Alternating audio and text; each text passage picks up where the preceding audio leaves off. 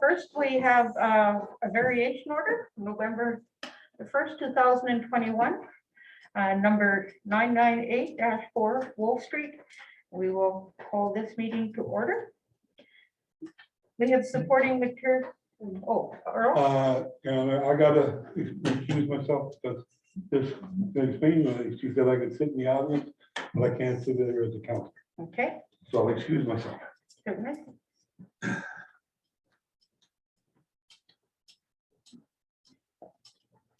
Let it be noted that Councillor Colburn has removed himself from council desk and is in the audience. And we have Councillor McMurdo on Zoom. Everybody else is in attendance. So we have supporting material for variation order number 998-21 4 Wolf Street, Lot 1, Block 75. Plans 755 PLTO North Division to consider the construction of a 13 by 26 addition on the existing accessory building 26.2 by 24.2 in an R1 single detached residential zone. Go to administration. So as per the Manitoba Planning Act, this order has been posted and has been communicated with all persons within a 100-meter residence of the house. The variance application was also reviewed by Utilities, Manitoba Hydro, Stitco, Bell MTS, Shaw Cable, as well as the Thompson Fire Emergency Services. As per the notice, there is a variance request to go into build an addition to an existing accessory building. This property is located in a single detached use zone, zone R1. The proposed addition would exceed the maximum parcel size by 0.8%. The maximum parcel size coverage is 12%. It would be 12.8 with this structure. And it would also build within the required rear yard setback. The required rear yard setback is 3 meters or 10 feet, and it would reduce to 0.61 meters or 2 feet. The 14-day notice was posted, and there were 2 objections received. The first was from Stitco Utilities, and the basis of it was the fact that underground services run on the inside of the rear of the property, and the area needs to remain clear for line maintenance. The second objection was received from Thompson Fire Emergency Services, basically is the same reason from a emergency response perspective. As such, the administration recommends to not support the variation request. Thank you. Anything else, other administration? Okay. At this time, we will go to the public, and we're receiving or in support or objecting the project. If you would get up, state your name and reasons. We'll take that now. Earl Colburn, 4 Wolf. I'm in support of this project because it is my project. As of right now, it is unknown to me where the Stitco line is. And it says an attachment, not an attachment, it's not attached to nothing, it's freestanding. And all it is an ornament to protect my stuff I got there from the snow. Last 2 years, I had a tent in here. Last year, we got so much snow, the tent collapsed. So this year, I want to put a 2x4 frame. All this is the roof supported by 2 beams and my tent. With plastic topping. And it's removable. Anything is there is removable in pieces. And that's the reason why I designed it like that, to be able to remove things if it's needed. Now, with the fire department, maintenance, well, they do maintenance there. I've been here 14 years and I haven't seen them. Right? So I don't know. It's all inside my fence, nothing outside. And I don't know why the administration is rejecting it, because it's not, like I said, it's not an attachment. It is not attached to nothing, it's freestanding, and it can come down in a day, and at my cost, if they take it down, is next to nothing, it's all used lumber, this and that, and I don't know why, but I support this project, I need it done for my stuff, and it's my land, thank you, Your Honor. Thank you. Do I have any more comments of supporting or objecting? Thank you. Is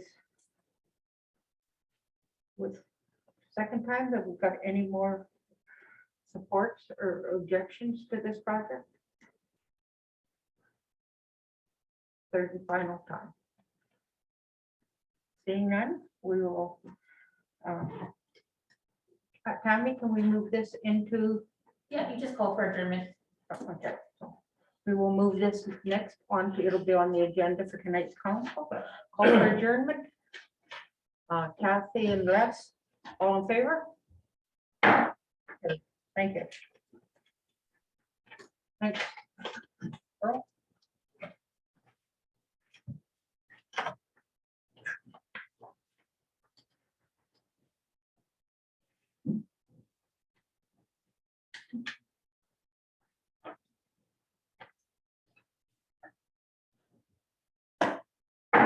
Call the regular meeting of council to order at 7:09 PM. I would like to acknowledge that we are on Treaty 5, traditional land of Nitchissaway Cree Nation and homeland of the Métis. May I have approval of the agenda? Yes, Point of order. I just want to be clarify this motion.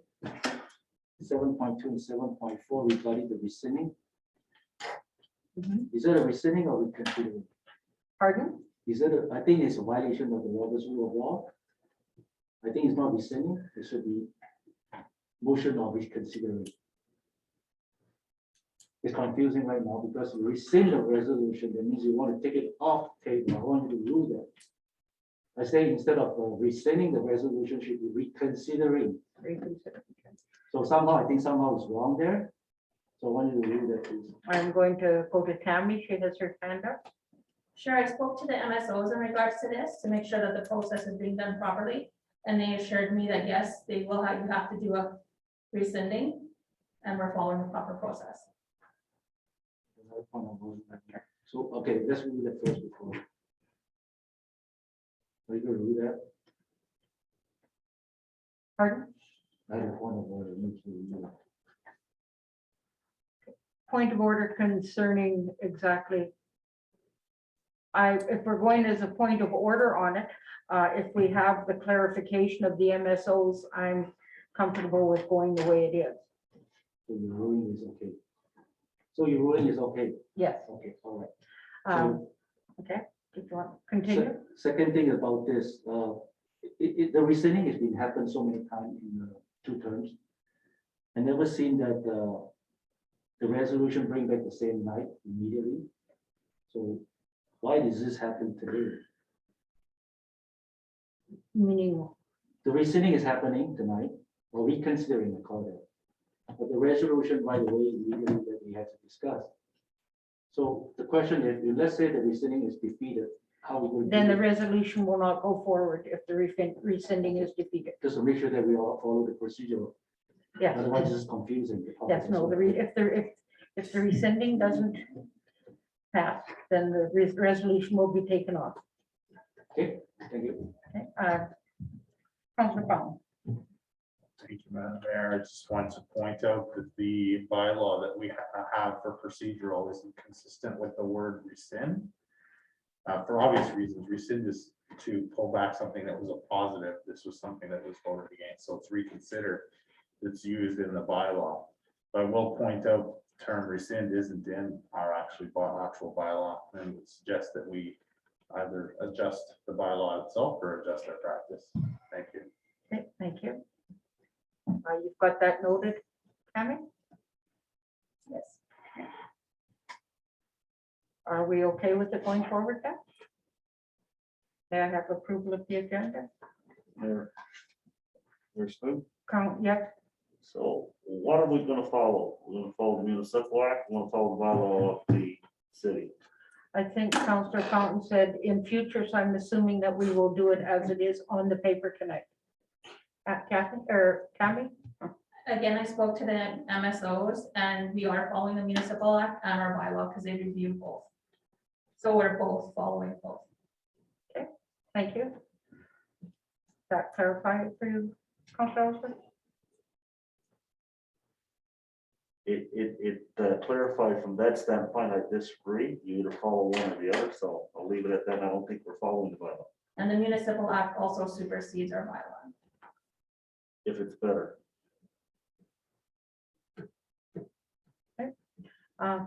Councillor Fountain.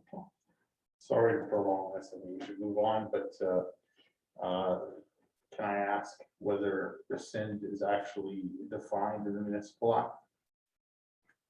Because if it's not, as a clause in the municipal act, then my point being that we need to get that worked out so it's consistent. If it's rescind in the bylaw, it should be rescind, or sorry, if it's rescind in municipal act, which I agree supersede, then it should be rescind in our bylaw.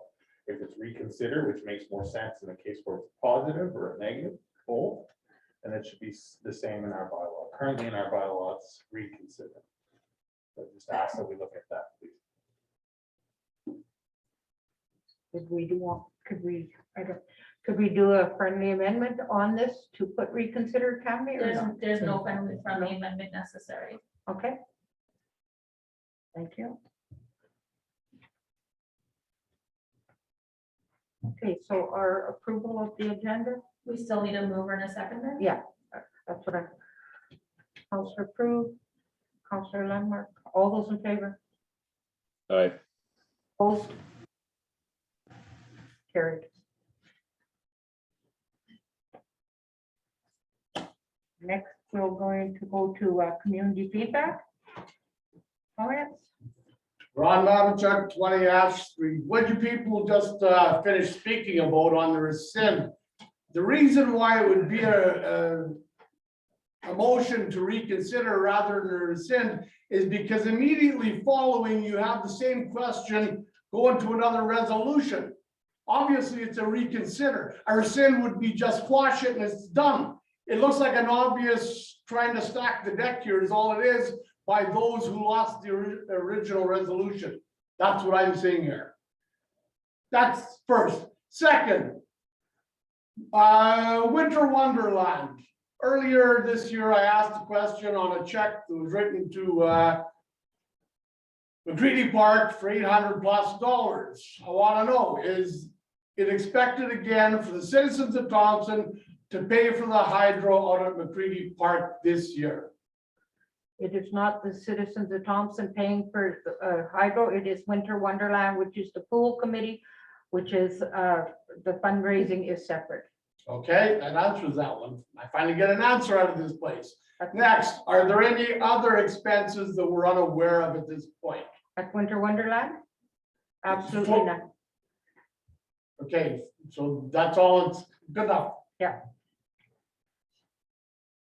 And that's only the hydro, Winter Wonderland, McCready Campground, just for your information, is on 5 different meters. So that does not pay any of the metering for the house, the garage, or any of the use of our personal use. That is only for what the Winter Wonderland uses. One more thing, and back to the first thing, the resolutions to rescind. For your information, a motion to reconsider takes a 2/3 majority in order for it to pass. That's why I'm saying it looks like it's stacking the deck here in favor of those who lost the original resolution. Thank you, sir. Okay. Any more community comments, feedback? Third and final time. Any more community comments or feedback? Thank you very much. Next, we'll go to adoption of the minutes, regular meeting, October 18th, 2021.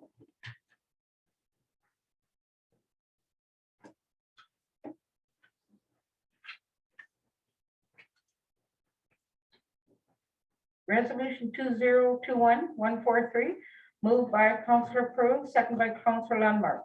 Be it resolved that the minutes of the regular meeting of council held in council chamber, City Hall, Thompson, Manitoba, on Monday, October 18th, 2021, be adopted as circulated. Administration, council.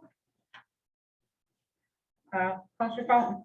Yeah, I just would like to point out that it took us a while to get the video up, but I don't know what the reason for that was. I had spoken with our communications officer with regards to, I hear that it's fixed, which is good. Just, I want the council to know that that does have an impact. We have quite a viewership compared to what we have coming here, so when we don't post, it does get noticed, and it wasn't posted until I think today. Just. Thank you.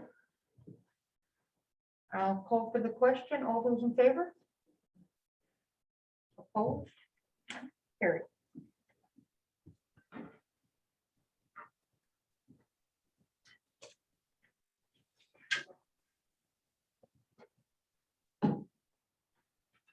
Next, we're going to go reports, the check registers for the administration. I'm happy to say they were reviewed at the legislative and finance committee, distributed to all council.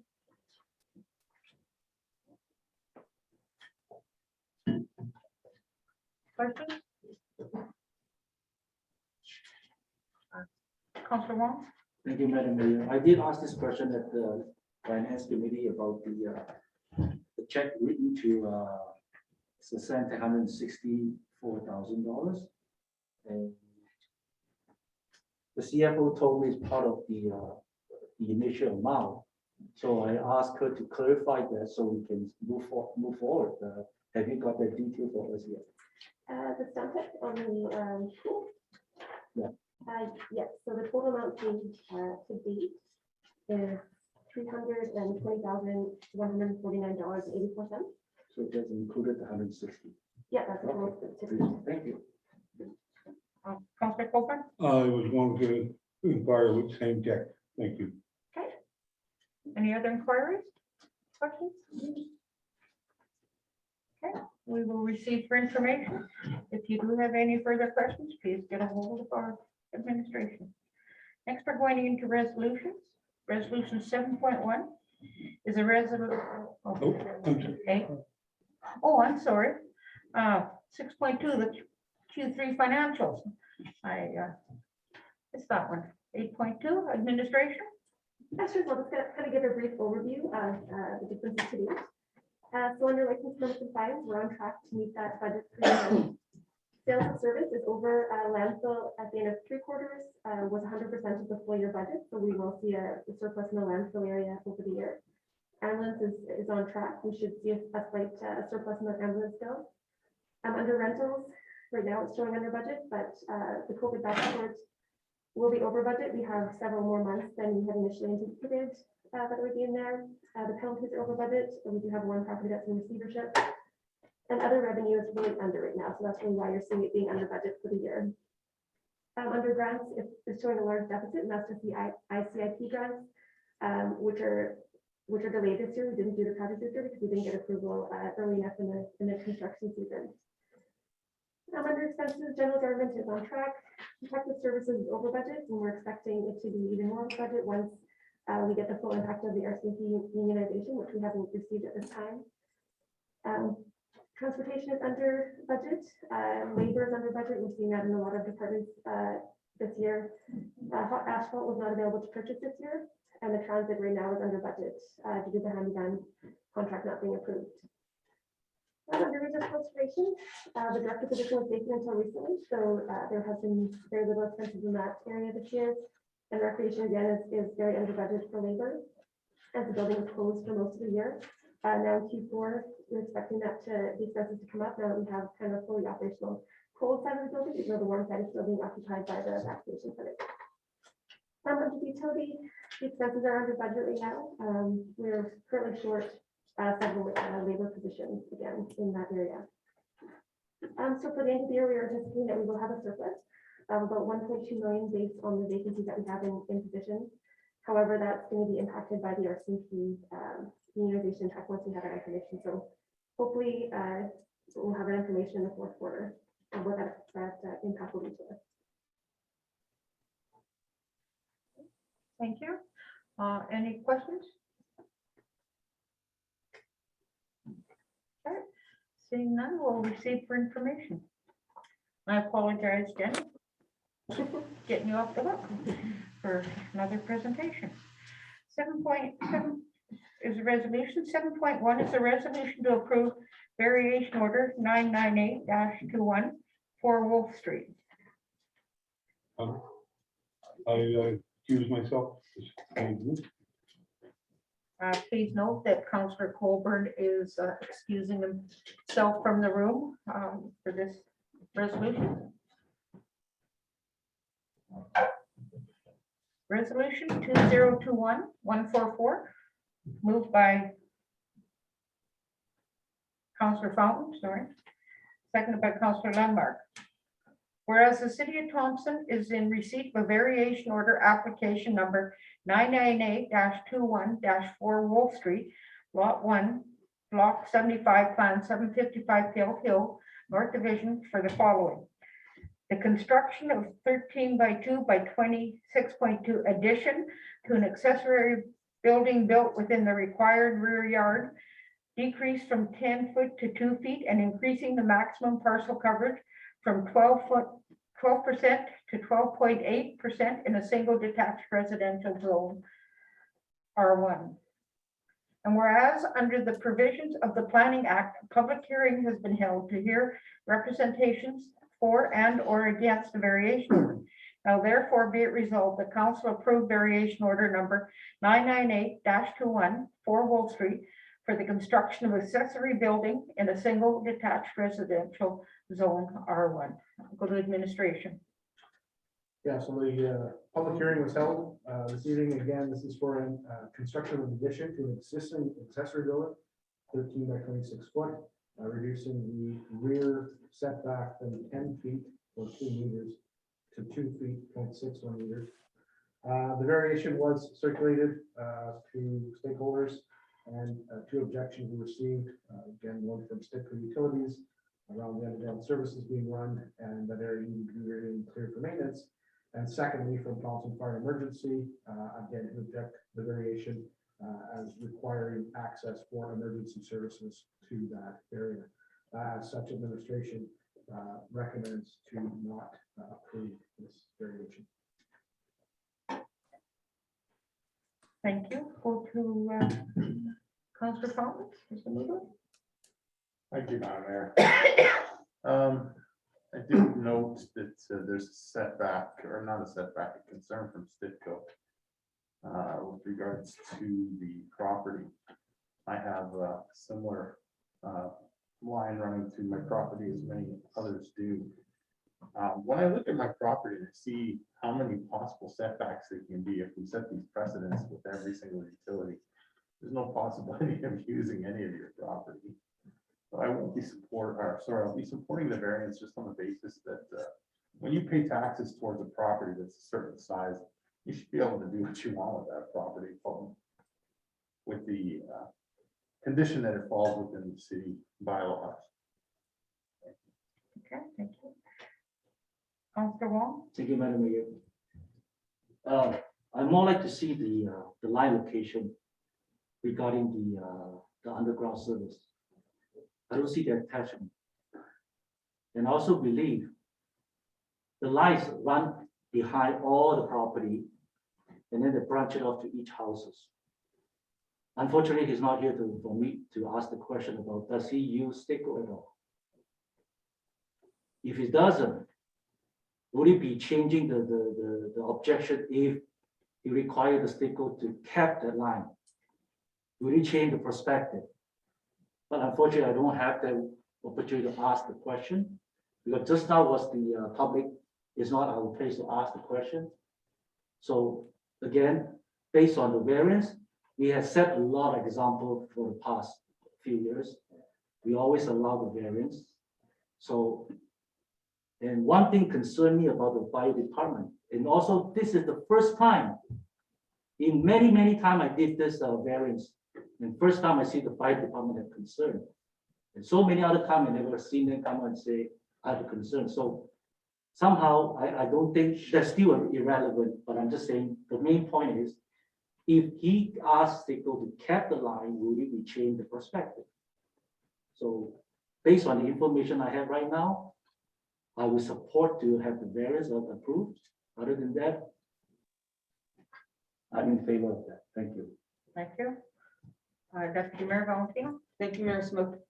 So on the information that I have right now, it looks to me that this is actually an addition being built on, even though it sounded like it was a removable structure. When I look at the map or the drawings, it has a roof, 2 beams, 14 sets of trusses attached to the garage. So it's actually being built onto another structure. And with the recommendations from Stitco and from Thompson Fire and Emergencies, I see them not supporting this. And I see that that was similar to what happened to the lines on Trout with those garages that they had the gas line break last winter. I also feel, so I wouldn't be supporting this as is right now, but I'm always big on it, making sure it goes through committee, and due to circumstances, I don't think that this was discussed and questions asked at the DRC committee level. So it could either go back there for some more clarification or questions, but as it stands for me right now, I wouldn't support the resolution as is. Thank you. Thank you. Councillor Ellsworth? Thank you, Madam Mayor. I'm not sure what any other councilor did, but I took it on myself to go and view this property, not once, but a couple times after I read the resolution, what's going to happen. And not unlike what Councillor Wong said, I've sat at DRC meetings as much as anyone, probably more, over the last 3 years for sure. And boy, have we passed a lot of resolutions when it comes to certainly topics like this. If you look at its property, there's going to be a lot of stuff going to be removed, going all the way down the line. Everything is fenced all the way down. So based on what I read, there's going to be other things, ramifications. Now, you don't want to really getting all the neighbors in that area ticked off with city council, because I own different homes in town, just like Councillor Thompson. Gas lines, hydro line, I have an hydro line right in the center of my lawn over on Partridge. I've never seen, since I've been on council, the fire department ever objecting it, and if that's what they want to do, that's fine. And regard to the structure, if you go look at it, in fact, is beams that sits on his fence. And it's only out, I think it's 8 inches, it's not very far over the fence, and there's still at least a couple feet after that for his land. This is my position. I will support him getting the variation. And if we turn this down, then every variation that we've done, we need to go back and review them, because I guarantee a stick line and an hydro line on almost every property in Thompson somewhere, either being used or the homeowner doesn't use it, and then maybe it should be capped. I was shocked and a little surprised when I seen the 2 people that was opposing it, because of the statements I've already made. There's a lot of that have gone on in Thompson, I'm sure, before I went on council, and it continues to go on to this day. And if we are, and I would hope that we're not doing it because it's Councilor Coburn. I hope that's not the case. I want to be very clear about that, and I want that to be said publicly. I hope it's not because of that. I hope that he's treated fairly, no different than any other homeowner. My gut tells me that may or may not be the case, and I would suggest to you that it's not Councilor Colburn's problem if we don't have a DRC meeting. The DRC meetings were canceled. You know that as well as I do, Madam Mayor, when this case would have been heard there. A lot of questions would have been asked. It didn't take place. To delay him with the snow coming on, you've heard from him publicly, standing in the gallery, of why he wants to do it, protect this stuff. If you go and look at a lot of properties in town, they go with things like Canadian Tire sales, where you can drive a car into them and all this stuff. This ain't much different. There's nothing that he's putting up there that it wouldn't take anyone with a chainsaw within 20 to 30 minutes and rip it all down if there was really a problem. I don't think it is a problem. So therefore, I will support it. Thank you, Councillor Lambert. Yeah, we've got a lot of variation orders through the years. We've been on council. I haven't seen in any of those where they discussed where Stitco made an objection. As other councilors have said, there must be, but they never flagged anything. So I don't know what kind of a line this is. I would prefer, so that this gets a fair shake, because we have passed other variation orders. I'd suggest that we table this and make sure that the DRC discusses this with Stitco to see where that line is, and if there's any, like, is it really that close to this building? And if he puts pilings in, is he gonna affect that line? Is it really gonna affect anything? And if it's not, then let's move forward with it. But I think that it's gas. We can't mess around with that, and it could affect our fire department, right? It could affect that whole street. Now, I just want a good explanation of where that line is in relation to this. And if it's 3 feet away, then I would support this, but I want to know that first. That's all I'm asking. Thank you. Counselor McMurdo has had his hand up for a while. Okay, Counselor McMurdo? Yeah, thank you, Mayor Smook. I'd be cautious about asserting that this would be some kind of opportunity to exercise a vendetta against anyone. It's certainly not the case for me with regards to Councillor Coburn. And yeah, as has been stated, we've approved a number of variances, significant variations in the past. So it's not the reduction, the setback that's concerning me. It's the record, the objections, I guess, voiced by Stitco and the Thompson Fire and Emergency Services. So I would be in agreement with Councillor Lundmark, as he said, and I believe Councillor Valentino, that maybe we can send this back to DRC and give it a chance to go through that meeting and maybe alleviate those concerns from the Fire and Emergency Services of Thompson, and then we can move forward with it that way. Thanks. Thank you. Who else have their hand up? Oh, Jeff, Counselor Thompson, sorry. Thank you, Madam Mayor. I just want to clarify that this item came before the October 7th meeting of the DRC. That meeting did take place, but had to terminate as I had to leave for work, as you remember, and was canceled. However, the DRC met again October 21st, and this did not appear on the agenda, so I'm not certain why that happened. So I just wanted to clarify that. There was an active DRC meeting before this has come to council where this did not appear to be reviewed. In addition, I think we're setting a pretty big precedent if we're going to tell people they can't build on top of gas lines. I think that with the amount of gas lines on properties and the amount of buildings on top of those lines, I think we're setting ourselves up for failure or some real trouble later on. Thank you. Thank you. Any other person? Counselor Elser? Yes, thank you, Madam Mayor. I received the notice today that there is no DRC meeting coming up this week. It's been canceled. And I think of the opportunities, not disagreeing with some of the things when discussed, I would love to do it, but you gotta have a meeting to review it. Don't have a meeting, you can't review nothing. And so to prolong him from getting something that needs to be done, we don't know. So far, we've been lucky with our fall weather. But by the time this gets dealt with through DRC, which is no meeting this week, that means it's another 2 weeks before we have another DRC meeting. It could be under 4 feet of snow. Is that fair? I don't think so. So that's my issue with it. Okay, Counselor Prue, I see you don't go. Yeah, I'd like some clarification from Stitco. I mean, I'm no expert on building on top of gas lines, but if they can cap it, then there's no problem with this building in my eyes. But if Stitco and the fire department say there's something wrong, I'd like to know exactly why. Like, I'm not gonna go against, I'll say, the experts in that field, but other than that, I have no issues with the building. So if we could get clarification, I don't know if we have to wait till DRC, can we do it? Can we write a letter? Can we get a response that way? Tammy?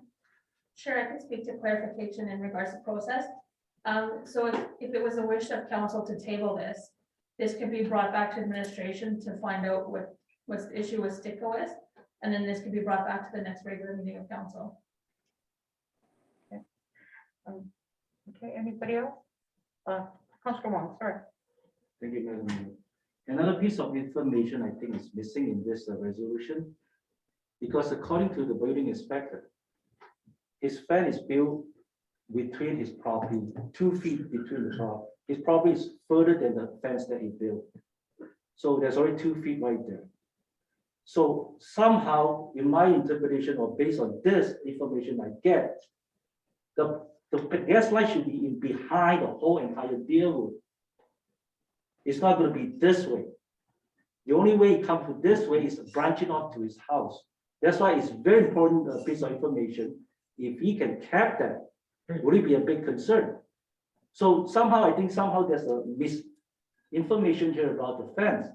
Because the inspector told me, this is 2 feet away in between his property. He's not building outside his property. So there's already 2 feet variance there. So I don't know how deep the gas line go into. That is a very important piece of information that we need. But again, I agree with Councilor a lot. Also about the fairness. Right now, the snow is coming anytime. It's November. Is it fair to make that kind of a postponing, storing? I think the information is supposed to be provided to us before we make that decision. Again, the committee failed to do that. I was there at the DRC, and due to lack of a quorum, so we have to cancel it for me to have an opportunity to ask those questions. I prepare all those questions already. So somehow I think we shouldn't be delayed, and we should move forward. Thank you, Madam Mayor. Okay, anyone else? Okay, I guess I'll make a comment also. I guess one of the concerns that has now popped up tonight, so when it was an accessory building, and I did have concerns with Sticko and TFES having concerns about it. But in talking about an addition or an accessory building addition to what Councillor Colburn described was more of a lean-to type thing, which is normal. I think maybe he applied for the wrong thing here, or it's misunderstood as a whole complete building.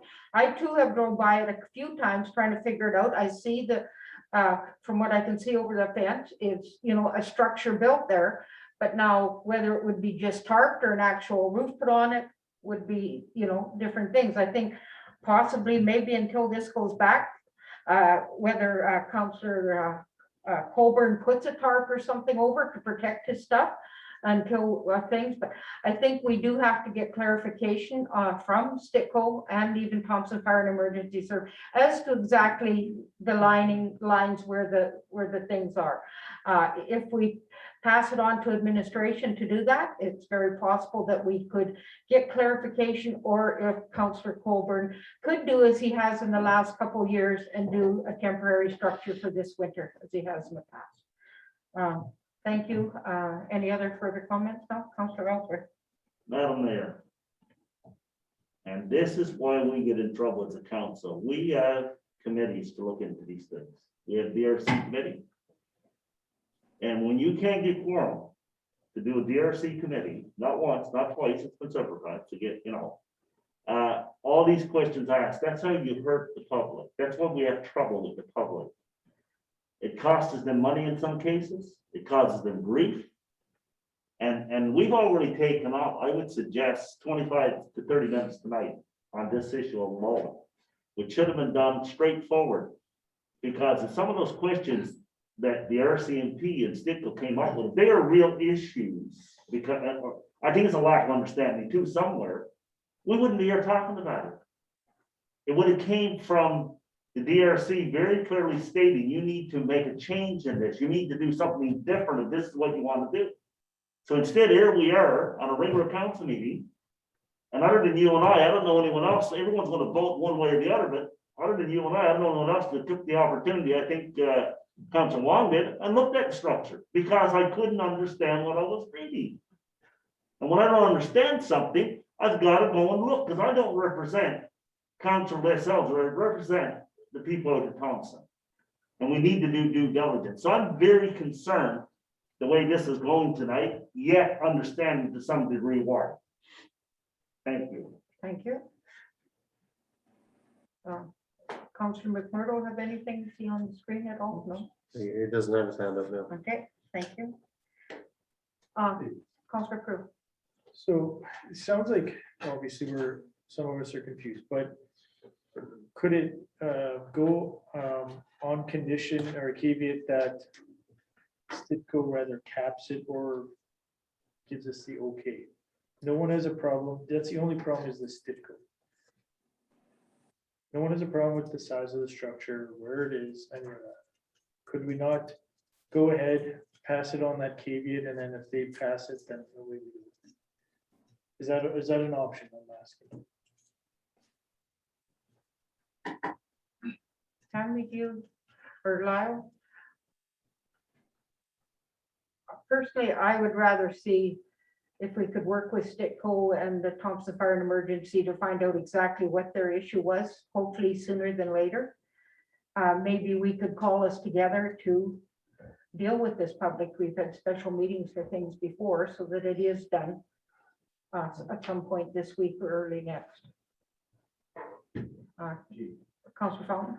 Thank you, Madam Mayor. I believe what I heard was the start of a motion from Councilor Prue, and I would like to step in that and put wording to it, suggesting that we pass this on condition that Stitco's concerns are met.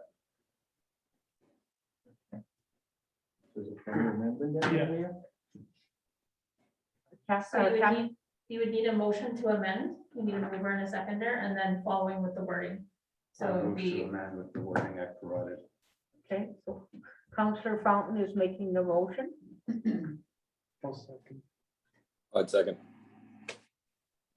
I've got all kinds of second, okay, yeah. can I just ask for clarification on what Councillor Fountain said, just so I have it proper?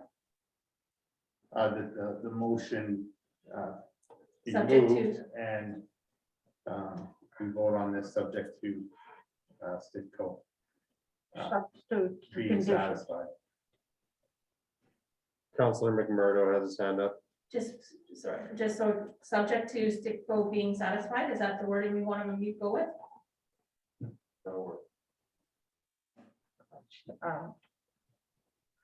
Okay, so we do have Thompson Fire and Emergency Services in there also.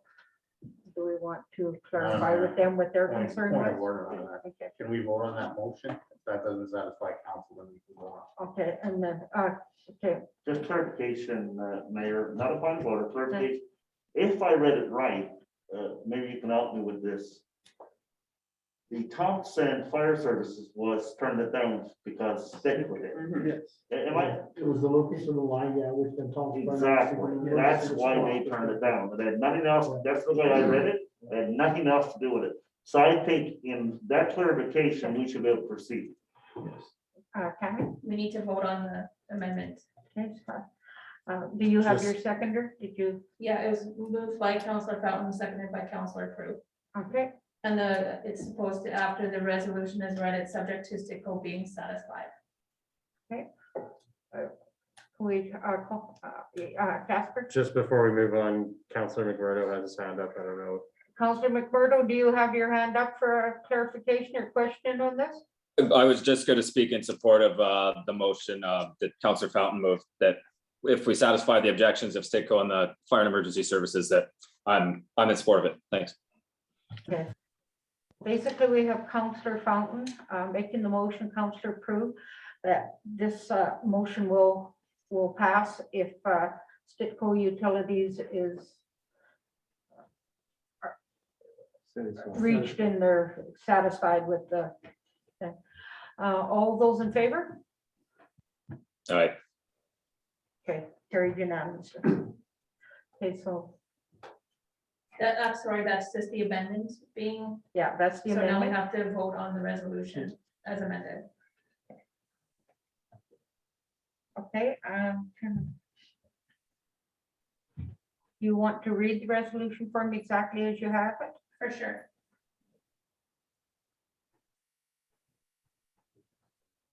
And so it'd be moved by Counselor Fountain, sorry.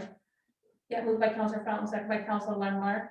Whereas the city of Thompson is in receipt of a variation order application number 99821 for Wolf Street, lot 1, block 75, plan 755, PLTO and division for the following.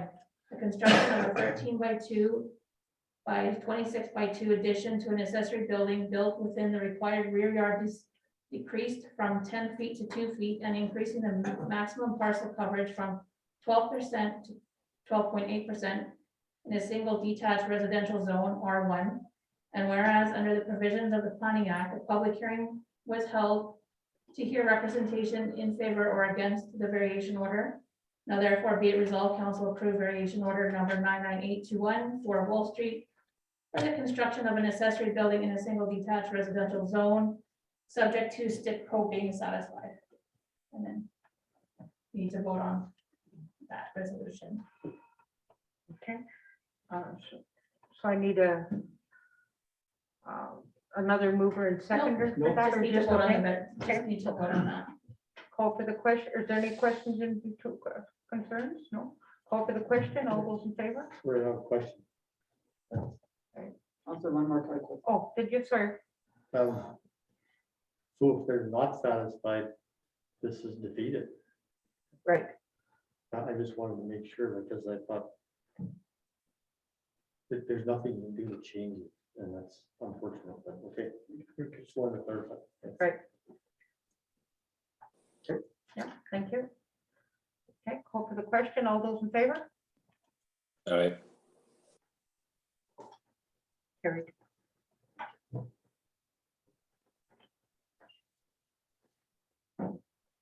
Should brought his chair. You got to step in. Could have a little siesta over there.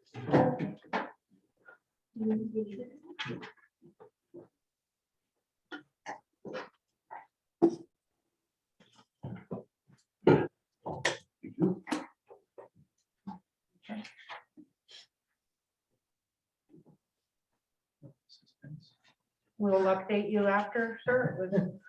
It was, Took a long time, so. Something that's simple. Okay, something simple to vote on, took a long time.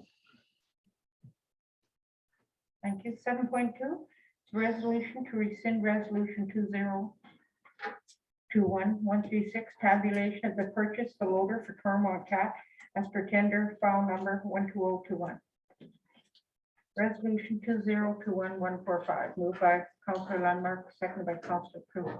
Whereas on October 4th, council defeated resolution 2021-136, being a resolution to approve the purchase of a loader from Tormont Cat for their tendered price of $243,150 with additional taxes as per tender file number 12021.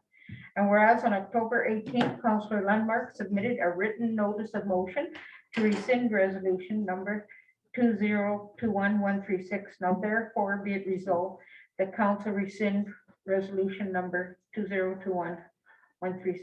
Administration? Comments? No?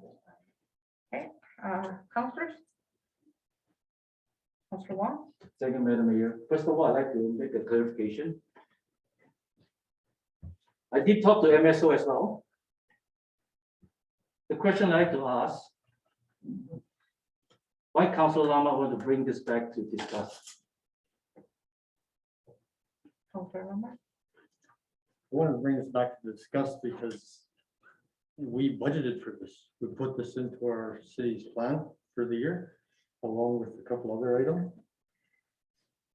We gave our administration direction to purchase these items, to put out tenders.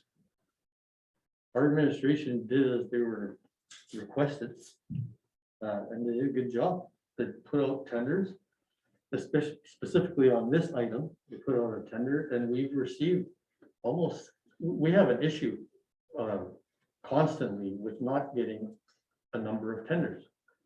This time, we received 17 tenders over the 3 different objects. In any case, I don't know if this is where I answer all this stuff, but the fact is, we got a decent price. We budgeted for this. We need it.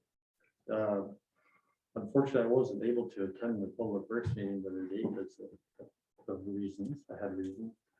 I did speak to our public works, and I know that for the loader, we have one loader. It's cost us $71,000 over the last 4 years in replacement parts. There's basically it's a lemon. We need another loader. There are plenty of reasons we budgeted for it. I think that we need it. We got good prices. And here's the other thing, if you start, I want to say it out loud, you can't bid shop. And if you put a tender out, you have the money for it. You can't just cancel a tender because all of a sudden we don't want it. Or some of us don't want it. We need that. Winter's coming.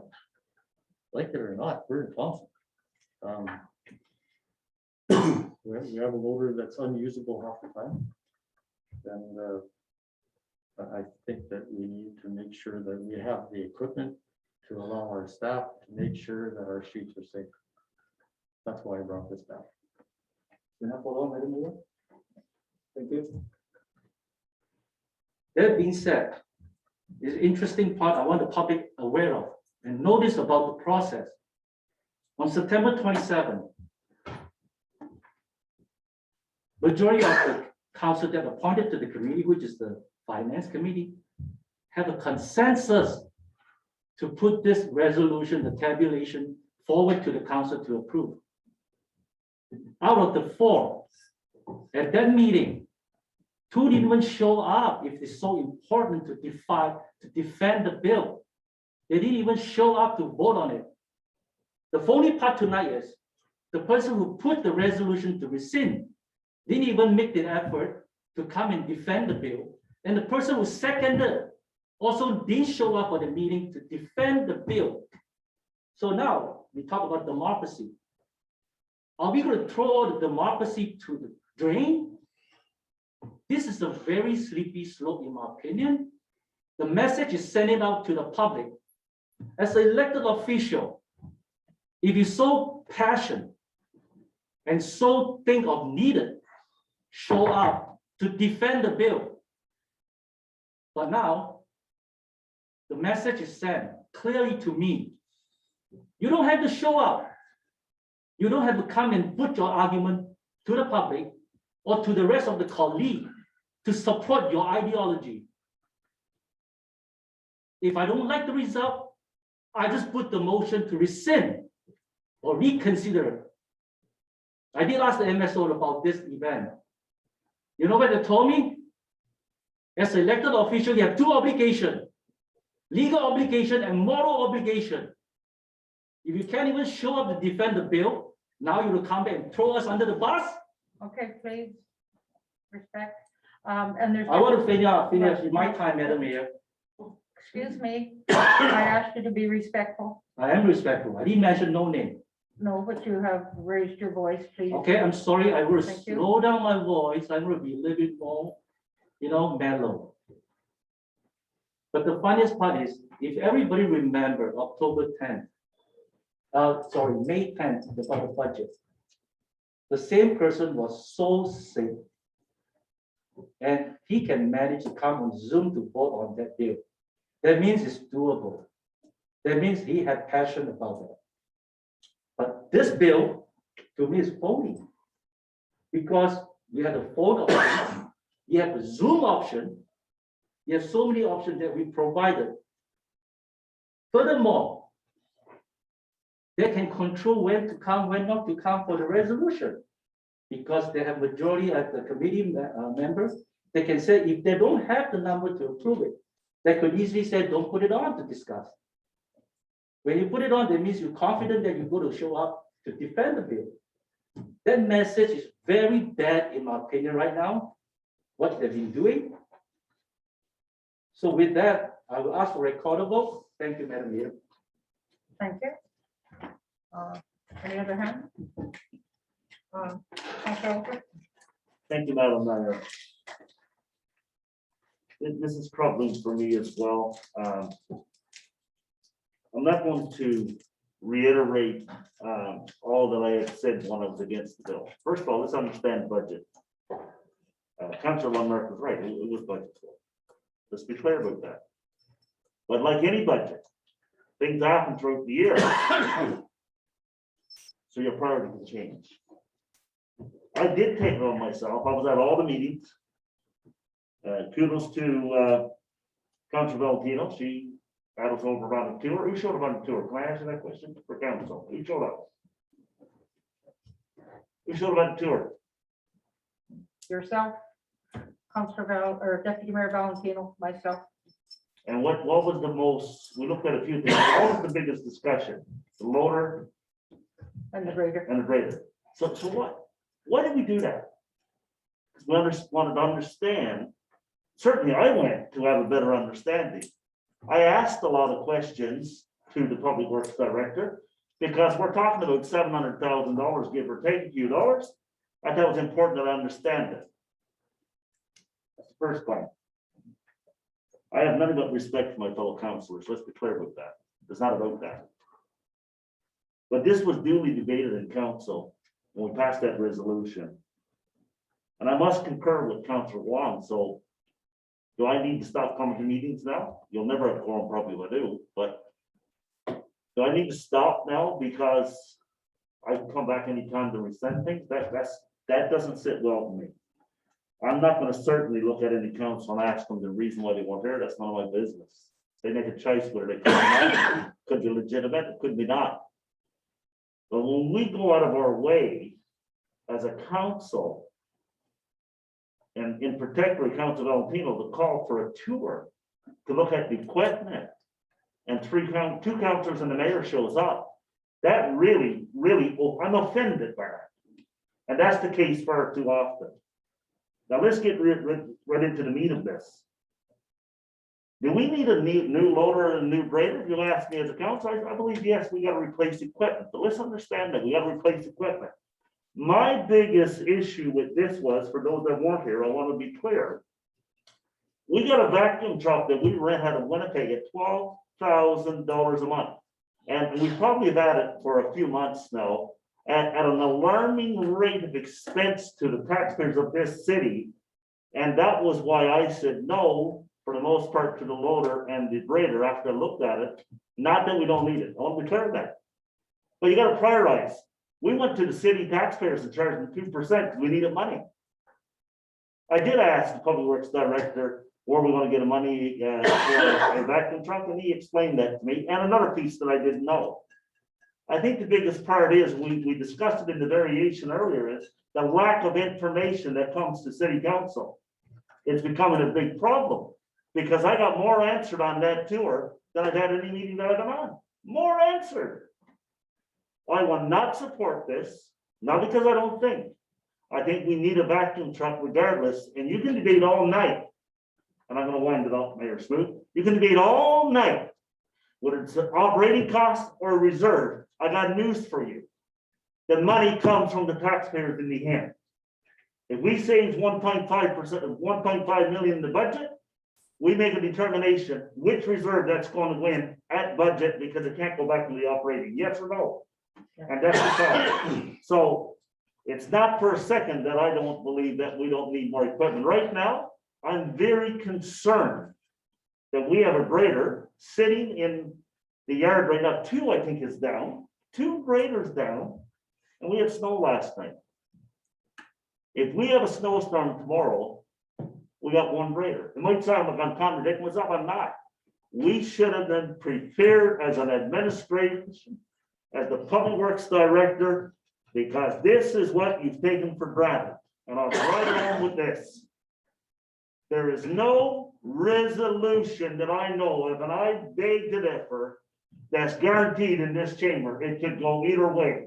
So therefore, you cannot guarantee that the resolution, although Councilor Lundmark is right, it was budget for, but this is the place where it either passes or it don't. Because if not, Why are we debating them in council if it's a done deal at budget? Maybe we got an issue the way we do things. If it's passed at budget, the budget's passed, why are we continuing to debate it? That's what we need to look at. So my advice to our public works department and any other department, please don't take it for granted that any resolution is just going to pass because it's in the budget, because we are now in a position because of that. Thank you. Thank you. Counselor McMurdo has his hand up. Okay, Deputy Mayor, do you want, was Councilor McMurdo first? Yes. Okay, Councilor McMurdo? Yeah, just in brief, we met for 30+ hours in budgets and we determined and we allocated the money from our reserves for the piece of equipment. Then Councilor Ellsworth makes a point, there was an accident with the vacuum truck since then, but there was also an investigation, and I do believe we're pursuing some kind of coverage through insurance through that. So I don't think you can conflate getting a loader with us needing that vacuum truck. They are two separate issues, although they're both city equipment for the city of Thompson. So yeah, I'll be supporting it. I believe we need the equipment, and to the comment that why do we debate or do we just take it for granted? I believe it was in our municipal training that it was noted that not every council does, after they've approved of a capital expenditure, bring it back and have these rancorous debates in public. And I don't think they're necessarily a bad thing, because it's good to be on the up and up and let everybody know why we're doing things. So I'll be supporting this. I believe we need the equipment. I believe Councilor Ellsworth said that we need the equipment. So yeah, I'll be supporting it. Thank you. Deputy Mayor? Thank you, Mayor Smith. I'm going to be supporting this. I'm glad that there was a lot of questions at last council meeting that were unanswered. So I was hoping for the public works tour, so there would be more opportunity for those councilors to ask those questions. And then for tonight to have our Director of Public Works here to answer questions, since we discussed this as a council a year ago through budget with an understanding of why these equipment needed to be replaced. So hopefully, if you have any questions, we can alleviate all that tonight also, just for clarity and for clarification for the state of the equipment and the plans for even we saw some other ones that need to be replaced. So that's I'll be supporting this. Thank you. Thank you. Any other comments? Councilor Colbert? Well, this with me is coming before me the third time. I'm probably going to vote it down again, but my thing, I would probably voted for it the last time, but I put it down between want and need. Councilor Lundmark said he brought it back because he believed that we need this equipment. I asked questions the last time. How many loaders you got? How many operators you got? Can I ask him questions again to the director? He wasn't here the last time. You may ask. So how many loaders do you have operating right now? We have 4 loaders. 4 loaders. You have any down? As of today, I believe we have. No? How many operators you got? Signed off on a loader. I have 16 operators signed off on a loader. Because I can do a loader, but now, every shift, if you had maximum snowfall, and you had to put everybody out there in one shift, how many loaders, operators would you have? 4. 4. So you got 4 loaders. Now, your in the last meeting, Councilor Deputy Mayor Valentino said that last winter you ran 2 shifts, right? And you had 4 loaders, 4 operators or 2 shifts. I needed, yeah. So you just said you only had 4 operators Sorry, I would have 4 loaders per shift. per shift. The Yes, loaders yes, would, yes. all the loaders would be up per shift. 1 grader, 1 loader, 2 loaders. Well, one grader would get 2 loaders behind it, and the other 2 would get 1 behind it. Okay. So you only got 1 grader at a time? You know, I would try to do 3 graders at a time. 3 graders? How many graders we have? 3. Currently 2 are down and 1 is operation. That'll come within questions with grader rate. But you know, need there, right now, I don't think there's a need. We got 4. I know that they break down. I know that. But right now, I think there's other pressing things that we should buy as a city, and that's really needs. We need stuff where it stops costing our taxpayers money. right? We need a vacuum truck because it costs this taxpayers $12,000 a month. Right? On the same council meeting, there was a thing come up about the pump truck. Right? They want a debenture after the pump truck.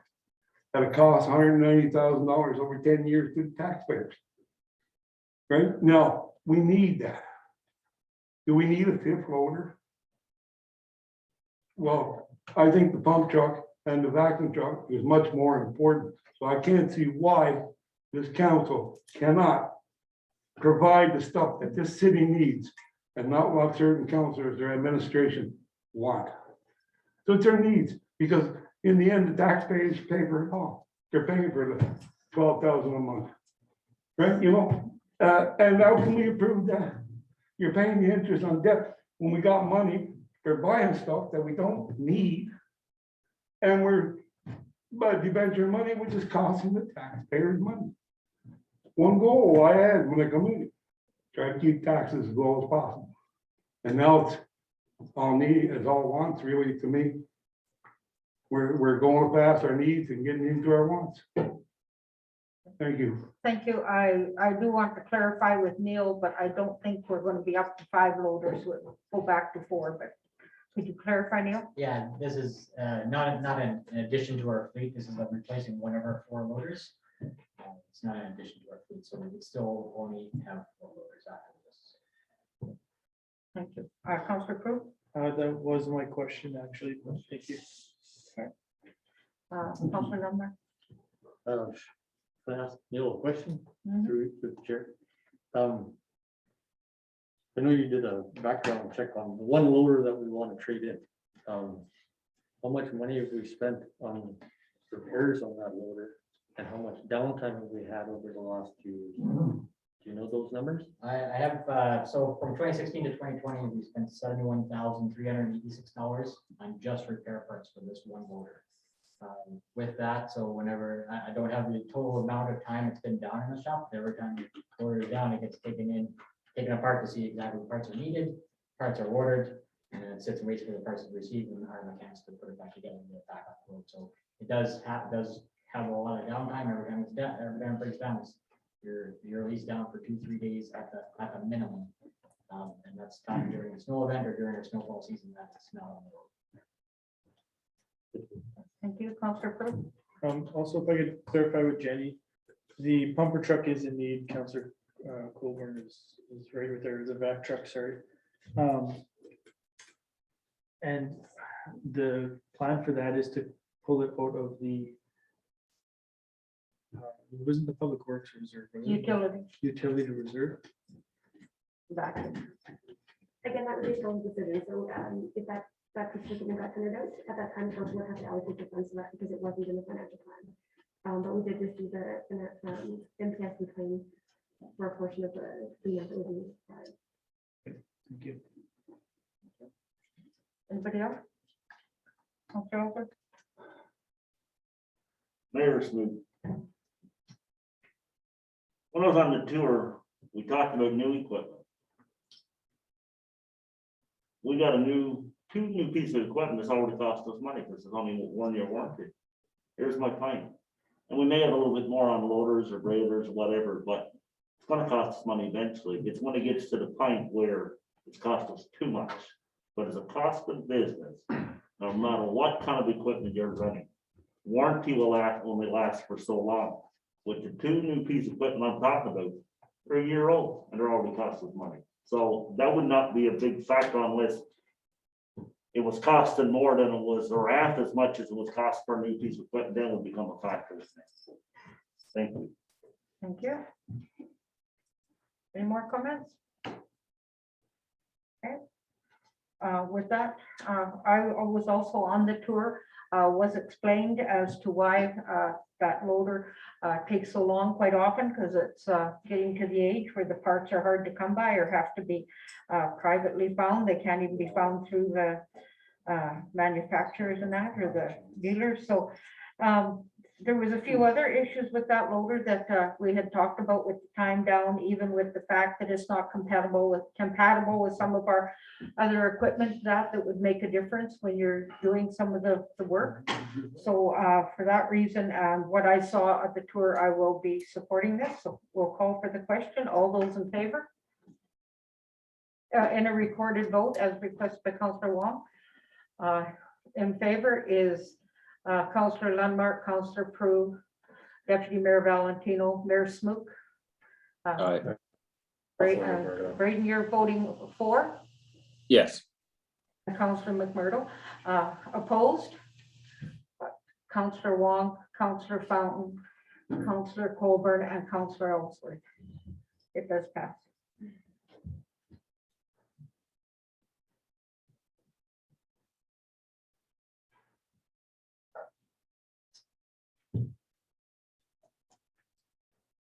That has basically got the motion rescinded. We go to 7.3 is a resolution to approve the tabulation of prices for the purchase of a loader for public works. Resolution 2021-146, moved by Councillor Lundmark, seconded by Councillor Prue. Be it resolved that council approve the recommendation of the purchasing agent and award a loader to Tormont Cat to their tendered price of $243,150 with additional taxes as per tender file number 12021. Go to administration. Further. Go to Councillor Lundmark as the mover. As I said, in speaking with our public works and hearing this information back during the budget and approving at that time, really thought it was important to make sure that we purchased this loader, and I was hoping that we were going to get it earlier, but it's a 6 to 8 week delivery at the time of the tender. And I did also ask about if we'd be able to rent if we just needed one, and the prices are pretty spooky. We're renting one from now until April, even if we did with our collective bargaining agreement, we spend more money than we would purchasing this loader. In the discussions we had, the number of hours that this equipment has on it, it shouldn't justify the amount of repairs that was made to it. And anyway, I just assumed that I thought that we really need this with winter coming. I don't know what the winter's gonna bring us this year, but in the last couple of years, we've had more snowfall than we've ever had before. And you can't count on Mother Nature being so cool again this year, but I do believe that this equipment is needed and necessary in Thompson. And if we don't get it for 8 weeks, we're already looking into the end of December now. So that's a little spooky, but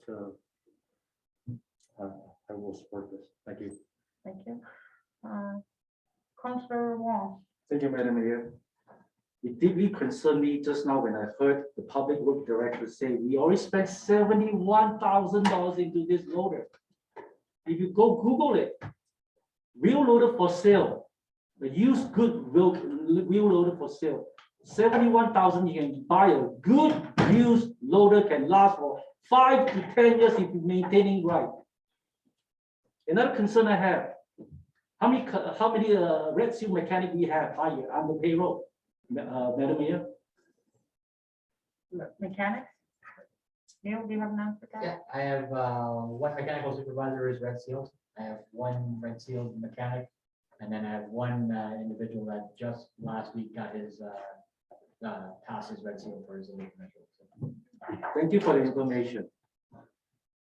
So now, you never provide us about the oil sample about this loader. 71,000, you can have a rebuilt brand new engine, rebuilt transmission, rebuilt hydraulic pump for that kind of money. And yet, we want to trade it in? That logic, it doesn't make sense to me. Unless you can provide me there's a perfect stop, the whole machine is no longer running. But just now you said, no, it's running. It's just because of oil. And we already spent $71,000 on top of it. Here's what I want to challenge the rest of the council about this. The reason they want to approve it because of budgeted. Whether it's needed or not, doesn't matter, it's irrelevant now, because we are budgeted.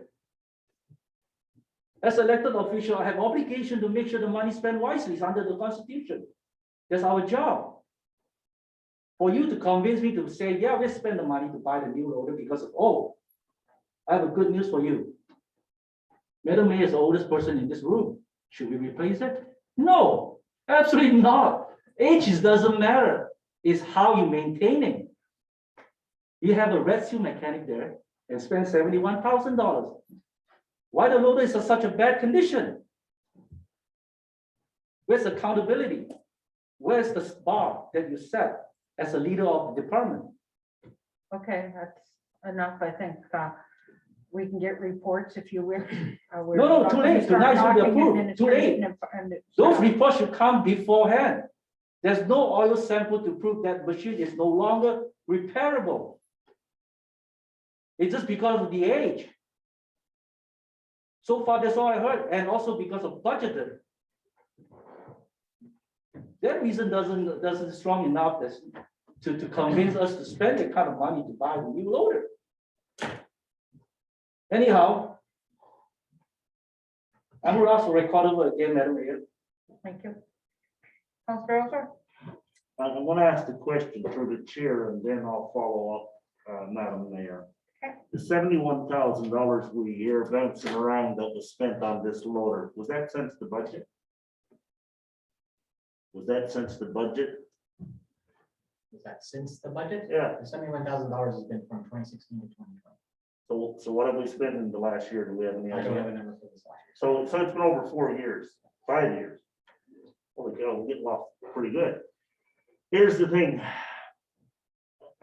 And I do have to separate, and we'll talk about the other one. I want to confuse, but you know, questions were asked to the director and respectfully. What I heard, I'm getting old, my hearing is leaving me, but I think I understood that 4 loaders that we currently have is running.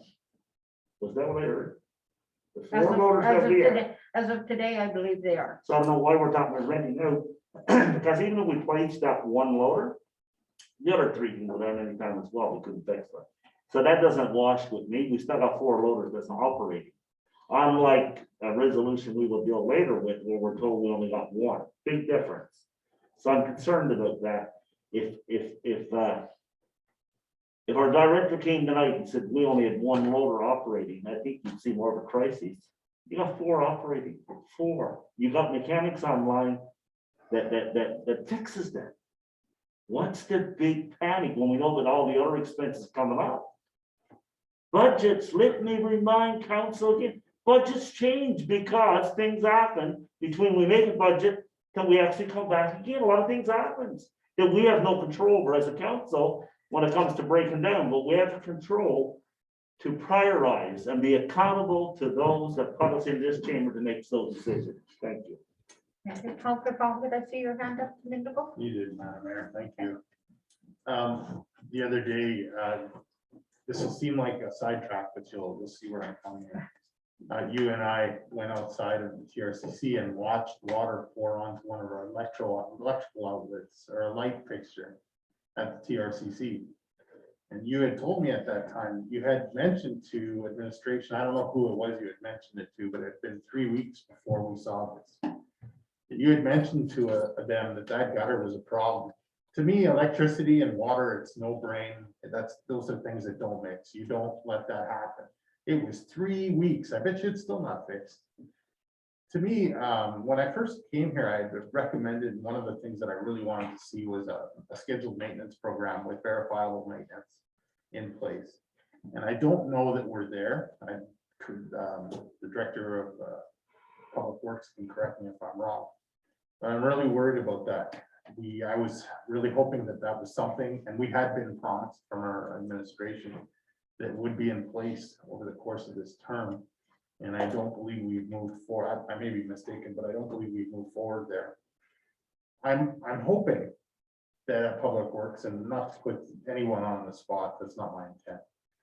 And I realize how busy we are and what our financial constraints are.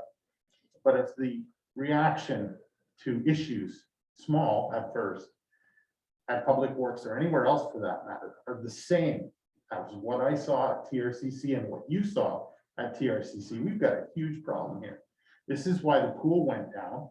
I did my research on that pool preparing for tonight, and noted that there were at least half a dozen reports on different mechanical issues that were occurring in that pool long before that pool was shut down. And I assume not addressed. So when I'm looking at this, and I'm looking at loaders and we've got quite a few of them, I'm worried that we are spending money just to replace with new when we don't have to, because we allow small things to snowball into bigger things, resulting in the equipment no longer being usable, just like the pool. Hopefully not just like the TRCC. Thank you. Thank you. Anybody else? Counselor Crew. Yeah, some good points made. We did ask that, I think, when I first got on council, I think Councillor Wong even brought it up about oil samples or schedule, maintenance schedules. What is the ETA on getting these kind of things? Because we've talked about it, they were confirmed by administration.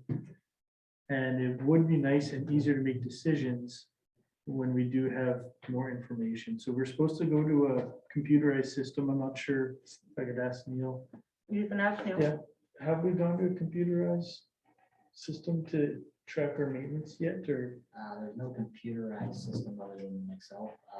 Currently, right now, we do have scheduled maintenance programs for all of our equipment. I'm not going to speak about any of the buildings or anything like that, but as far as all of our equipment, we have scheduled maintenance, we do all our oil samples and everything that is required of us. But there's not a computer program in place at this point in time for the city. Okay, thanks. So yeah, I think having that and would be a lot more transparent and easy for council to make decisions on. I still believe that we do need the equipment to do the work, but it is frustrating when equipment is down. I guess the other question is when a loader goes down, typically on average, how long are we down for? You can ask Neil. Neil, sorry, how long are we down for? Depends on the breakdown, depends on the part availability, a minimum 3 days. A But on minimum 3 average, days. yeah. Thanks. Thank you. I guess my question is, right now we have 4 loaders running, we haven't been out using them that much because of the weather. So once we do have heavy snowfalls, does that make a difference in how often that you've experienced the loaders have gone down in the past? It makes a difference with the type of work that they're doing. So yeah, once we come in snow removal season, then we're into 16-hour days. And 16 hours our loader will be on the street. So it's just more usage on that piece of equipment. It's a constant go. That's used a lot of times during snow removal season, street sweeping season is when specifically that loader breaks down in the times. Okay, thank you. Deputy Mayor. Thanks, Mayor Snook. So I really appreciate the questions and the answers tonight. And I think that that's important moving forward this next year for when we have questions and concerns and we're passing resolutions and especially big dollar amounts like this. When we had the tour and we looked at equipment, and just to be clear, this wasn't the first time that we've gone to the Public Works garage. I arranged it before and we did the yard before, so there was a third time now that we had been there. And we see already what's scheduled to be replaced. That's going to come forward to council for 2022. And there's already a plan of, well, this one is this year and it's going to be replaced. And that's part of how we're forecasting and using our asset management system, even though it's not, I guess, computerized, so to speak, but it's already being identified at our management team on the replacement of things. So I appreciated seeing that and the comments of what's to come to next, and to see some of the poor shape of some things that are going to come to us as a council to replace. So as part of looking at the whole picture and the asset management part of it also, that I don't think we've touched on, I'm still fine, and I supported this before and I will support it again tonight. So thank you. Okay, Councilor Colburn. Well, we got 4 loaders, that's what we need. The minimum time down is 3 days, according to the director. 3 days. And the cost is $243,000, is it, for the loader? Let's bring it up here. 243,000. How old is that loader? What year? 2009. 2009. It's 11 years old. 12 years old. In the last 4 years, we spent about around $15,000 a year in maintenance. Right, you know, if a loader is down past 3 days, why can't we go to one of our local businesses and rent one of their loaders for 2 or 3 days? Instead of spending this $243,000 on something we don't need. And plus then we're giving our businesses in Thompson some work, some money, which they need our business. We need their business. But instead, we're gonna throw away a loader that's 12 years old for a $243 one. And we're spending $15,000 a year on it. I don't agree with this. There's no way. This is gonna be the 4th time I'm gonna vote against it. And I'll always vote against it because it's not right. Thank you. Thank you. Just so you know, when you do rent a loader from another business, it has to usually come with their operator and that, which also I think has to go again. And if that if that In 1 loader, year, it's not gonna add up to $243,000. I'm just saying, it could be if the loader's down for 10 days, there's 2,500 quite easily, you know, Okay. 250 a day. So it does, it's pros and cons to everything. It's whether you're even with you, when you lease a vehicle or not, you have to do all your homework in there. So all that's different. Is there any more questions or shall we call for the question? Call for the question, recorded, yes, Duncan? Okay, thank you, Madam Mayor. When I look at the table around tonight, this could be proved. I want to put in the public record about this. We're gonna have 2 brand new machine almost. We just bought one not long ago.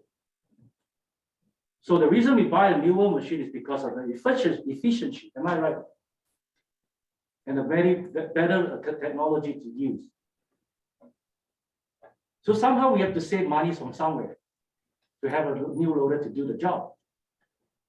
That's what I like to see. Don't come back and say we need more money because of we need to put more hours for snow clearing. That machine should take care of a lot of that with a newer machine, newer equipment. Otherwise, there's no point to buy another machine when it's doing the same way, the same result. So I want the public to know, and also want the public work commitment. They will not come back to ask for more money for the hourly, because we already have the newer machine to take care of that part. If not, it's very hard. It's very hard to convince me to support that. Thank you, Madam Mayor. Thank you. Any further comments? Okay, in a recorded vote, we'll call for the question. All those in favor? No, Councillor McMurdo, Mayor Smook, Deputy Mayor Valentino, Councillor Prue, Councillor Lundmark. Opposed? Councillor Colburn, Councillor Ellsworth, Councillor Fountain, Councillor Wong. Carried.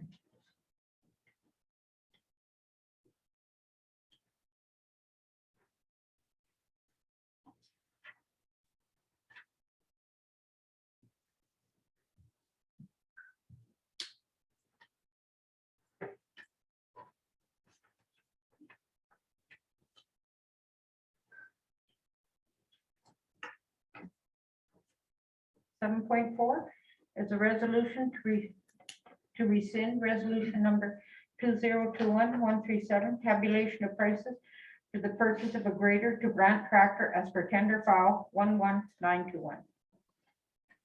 Resolution 2021-147, moved by Councillor Prue, second by Councillor Lundmark. Whereas on October 4th, Council defeated resolution 2021-137, being a resolution to approve the purchase of a grader from Brandt Tractor Limited for their tendered price of $388,000 with additional taxes as per tender file number 11921.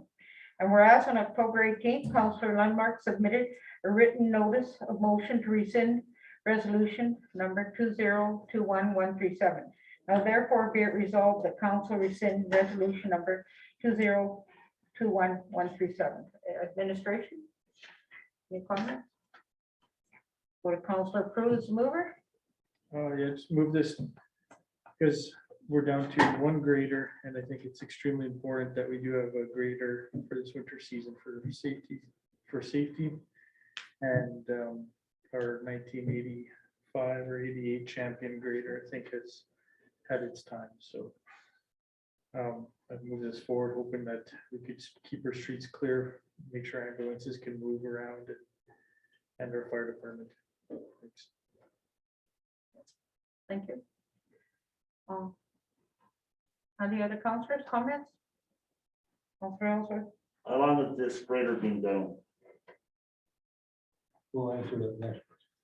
I don't know. Pardon? How long has the grader been down? Neil, can you answer that? I don't know exactly, sometime in August. Pardon? Sometime in August. Sometime in August? Can we get parts for it? The person they need new brakes and a new clutch, they are 14 and 16 weeks away. They have already been ordered after this resolution was defeated the last council meeting, so we had to order them at this meeting. Oh, but I cannot finish there. I can just say, Can you speak up a little bit, please, now? I didn't hear what you said. When were sorry. the parts ordered? They were ordered after the last council meeting that this resolution was in front of us. Thank you. So- Counselor Ellsworth, you. So, with all respect to our director and his department, piece of equipment goes down.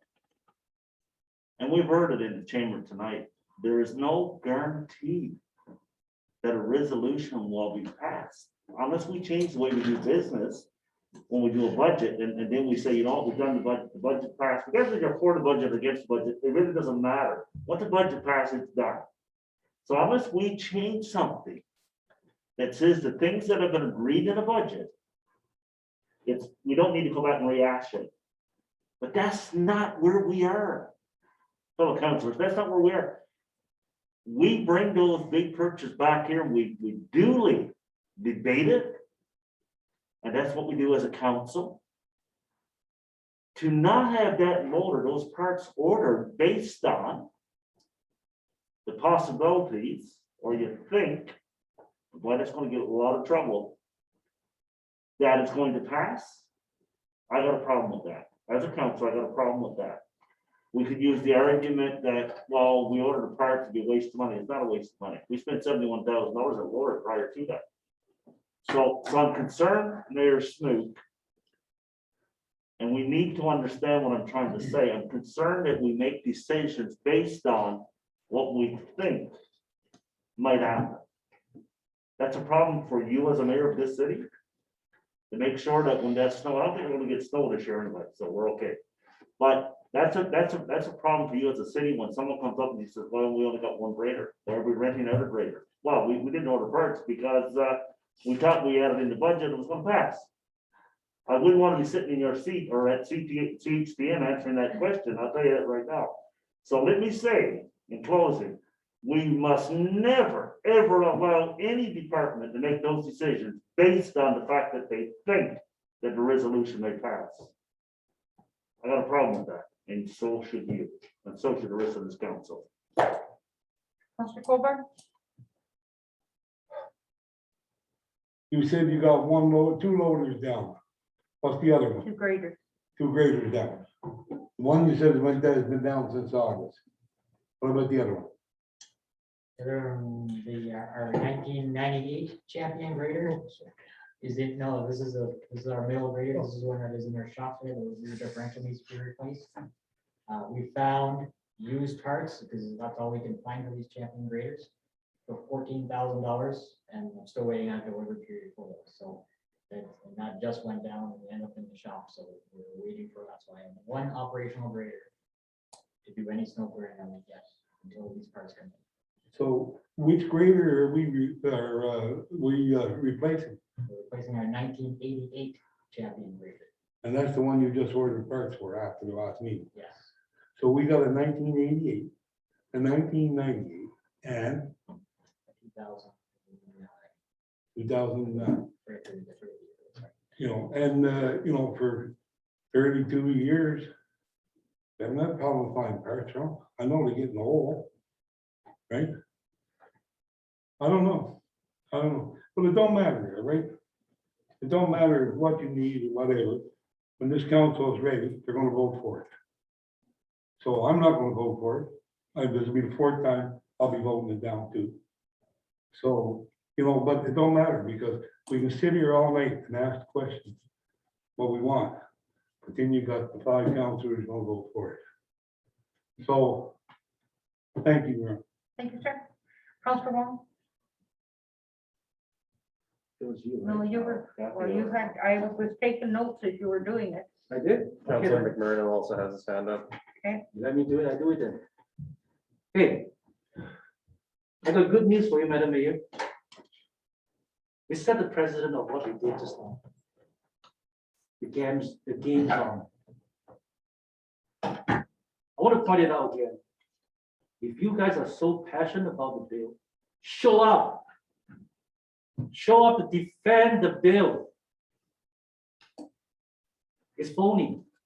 The person who moved, the person who seconded, is one of the reporters came up from Thompson Citizen, not me. I didn't do the report. It's one of the worst attendance record.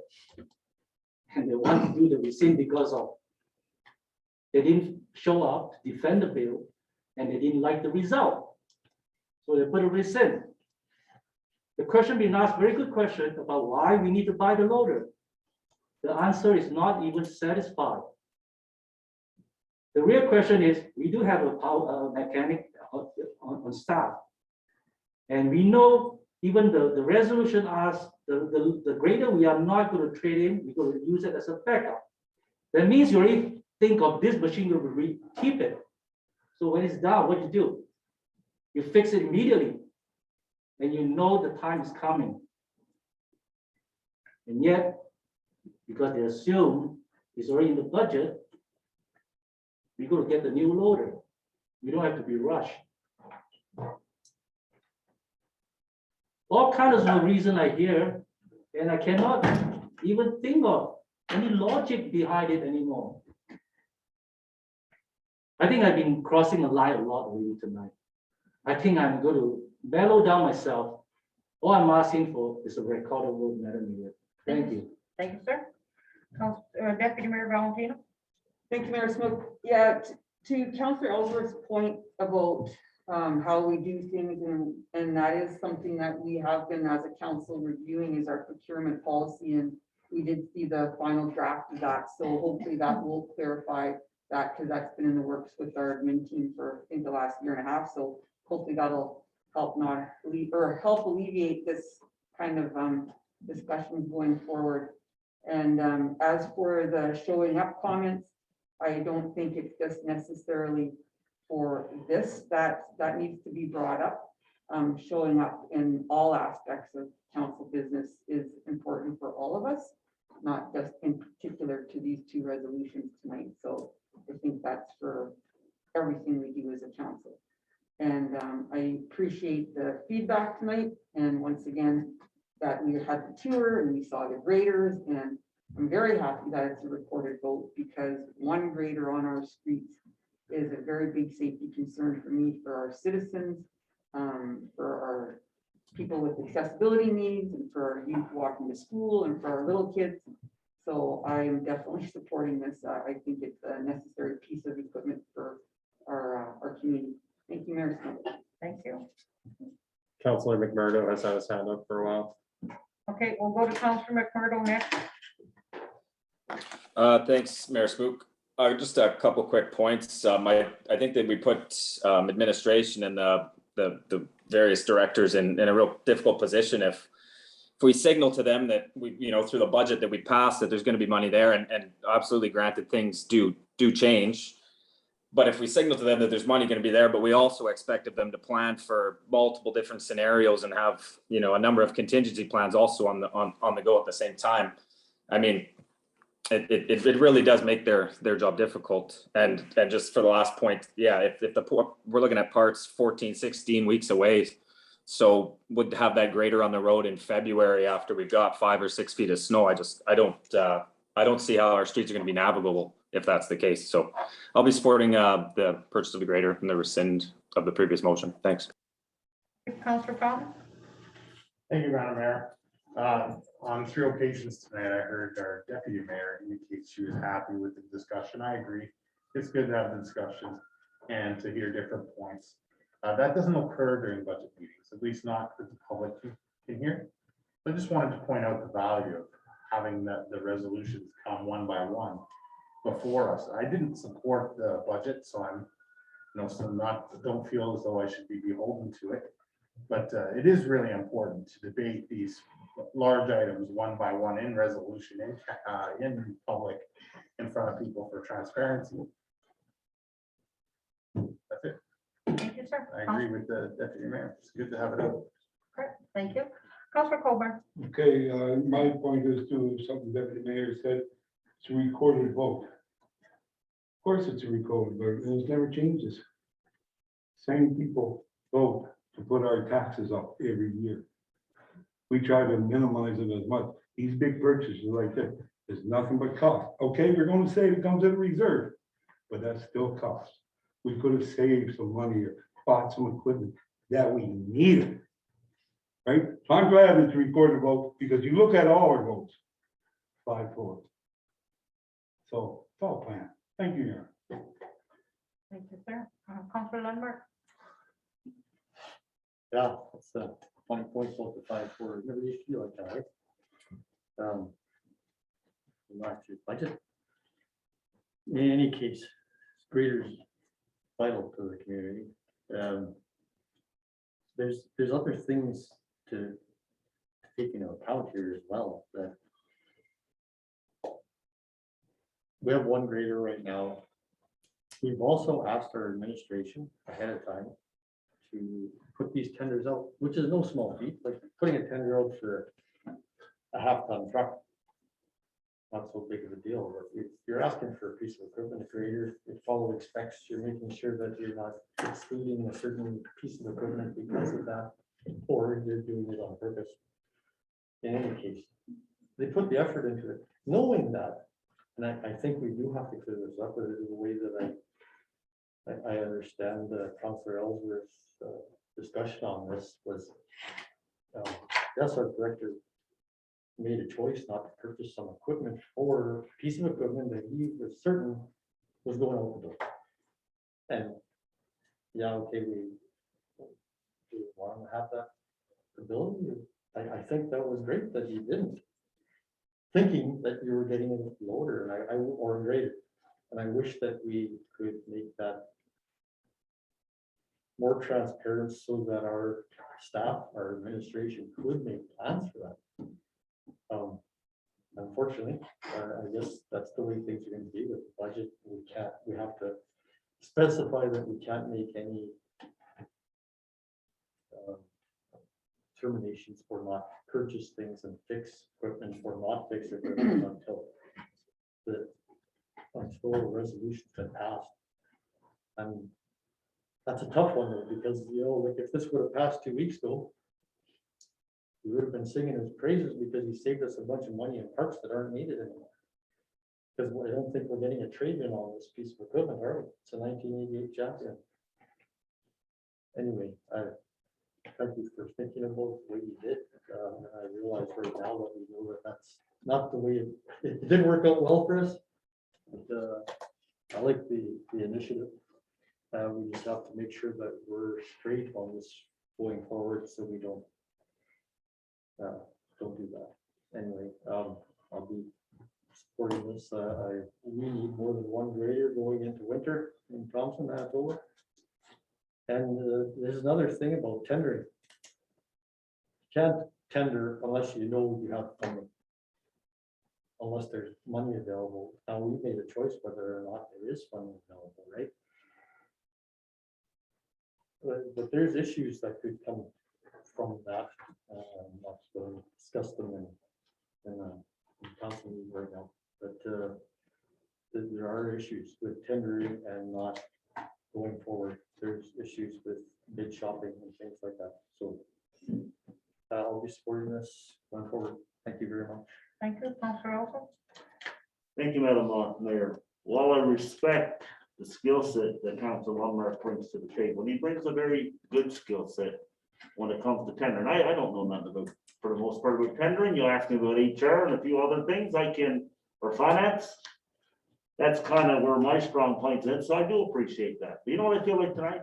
I feel like I'm an hostage, I'm an old hostage. Because we keep saying there's only one grader. That's not this council that put us in that position. Let's be clear about that. That grader should have been fixed and ready to go. Because we have a system, if we really think out loud and clearly, the number of councillors have spoken to, we have a system that doesn't really work for us.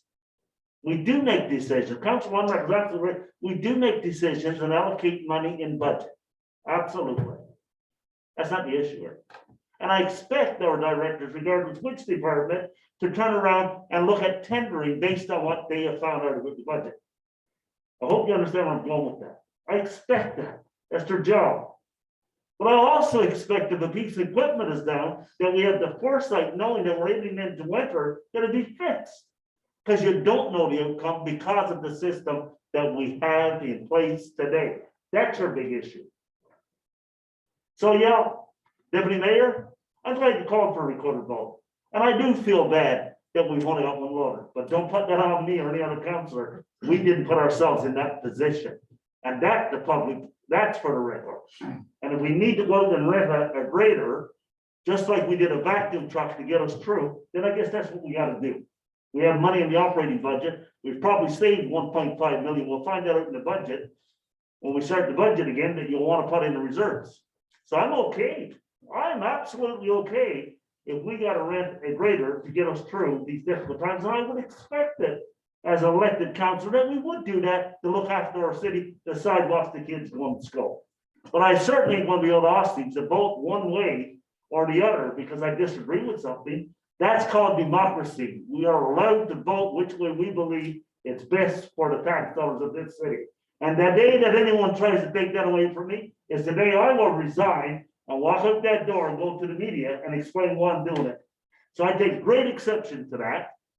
And therefore, I will not be supporting it. It was wrong the first time and it's wrong now. And in all due respect, we do need replaced equipment. I get that. But it's got to be done right. Thank you. Just for clarification to the director, did we look at renting costs and availability for equipment? We did, the majority of the equipment available in town does come with an operator as well. So to rent a piece of equipment with an operator in town for the pricing that we have would cost us a little bit, about $454,000 just for winter season. And that's not factoring in the snow events. Okay, thank you. Thank you. Councilor McMurdo has his hand up. Councillor McMurdo? Yeah, thanks, Mayor Spook. Kind of on the same thread that Kathy, just a follow-up. I was wondering, like, the city of Thompson workforce is unionized, so when we go to rent equipment and operators, is that kosher, or I guess that would be some kind of emergency use clause or something? Neil? As per our collective bargaining agreement, all city employees that are qualified to operate that piece of equipment would have to be working as well. So it wouldn't just cost us money for the rental of the equipment and another company's operator. It also costs us to have our operators working as well at the same time. So. Okay, thank you. Okay, thanks. That's all, Brady, for now. Yeah, that's all I had. That clears that up. Thank you. Councillor Coburn. To clarify, I'd like clarification. Councillor McMurdo just said that the cost of doing the, renting is earning the employee. Well, ain't we renting a vacuum truck right now? What's the difference? What's the difference in renting a vacuum truck than it is a grader? There is no difference. So that thing don't wash with me. Right, it's there's another 2.5% of your taxpayers' money going to waste. And you said you got 3 graders, 2 are down. You want to replace one. What's it going to do with the other grader? You're going to keep it for a backup. That's what I was told before. Right? You're going to keep it for a backup. Well, what's good at a backup that don't work? If you need a backup, well, and you need a loader, you're going to go rent one. if you don't have a backup, right? So I think, you know, I can't get over it. It's budgeted money, but it's still taxpayers' money. And it's something that we got lots of, but they're not taken care of right. They're not taken care of right. If you treat a tractor or a grader with love and tender care, you get the stuff back. You get it back, right? The great working equipment. But there's something wrong here somewhere. I think Thank we- you. Thank you. I think we have to take into consideration too that more than just the normal businesses, how many, maybe more hours that our graders and loaders not put in, so it already help too. But one of the things I do take exception to is we all vote with our conscience and what we see. When I went to that yard last week, and we actually saw this equipment a year ago when we were told it was going to come up for 2021 budget. When we went last year to the public works yard, we were told this is the equipment. And it's up to each and every one of us. And I know I've heard tonight that people didn't go to the yard. Because they weren't at the yard the day we were, does not mean that they have not contacted Neil for information. Am I correct, Neil? Without naming names, there definitely has been people that have come. It is definitely up to all of us to be in better attendance at different committee meetings, to be at these tours, to see exactly what we need, why, whether we're speaking for or against it, to that we show up at these tours if at all possible. It's not possible for the tour to make the day of the tour, make accommodations for yourself, work with the rest and go and see some of this stuff. We all definitely are here to vote with our own conscience. We definitely vote on what we see, and I have to. If it happens to be a 5-4 split that day, whatever it's on our own that we're voting.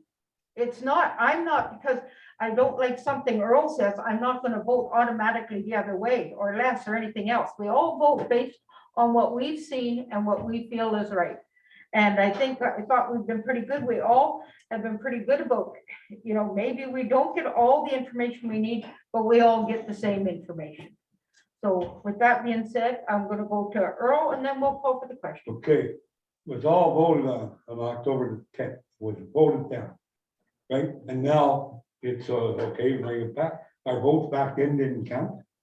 That's what you're telling me? You said you were all there voting 5-4.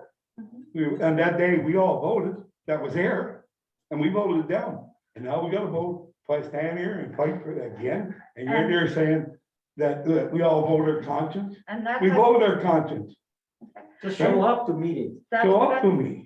And that has happened even in our last council. If certain councillors didn't like the way it was voted, they brought it back the next time. So it is definitely, if somebody wasn't available, didn't think they could, no different than it did our last term of council when people were bringing things back. Madam Mayor, I think you're crossing the line by saying that.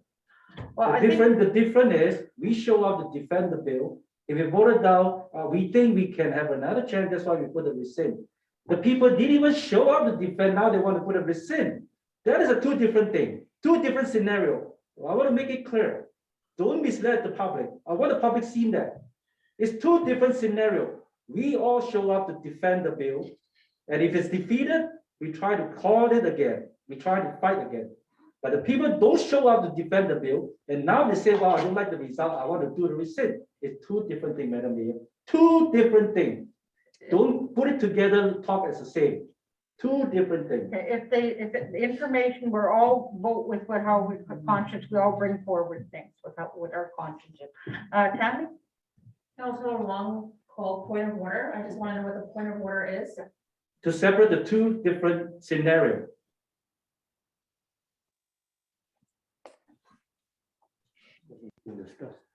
Madam Mayor, Wait, Madam Mayor, we have to rule on point of order. no, we so- don't.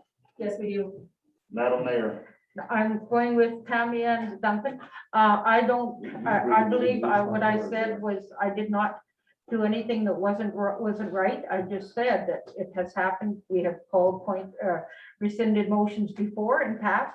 I was just using an example. I was not using this as a stage Wrong for anything. example. Sorry, sir. Did you rule on point of order? That I don't think I did anything wrong. Go to Les now.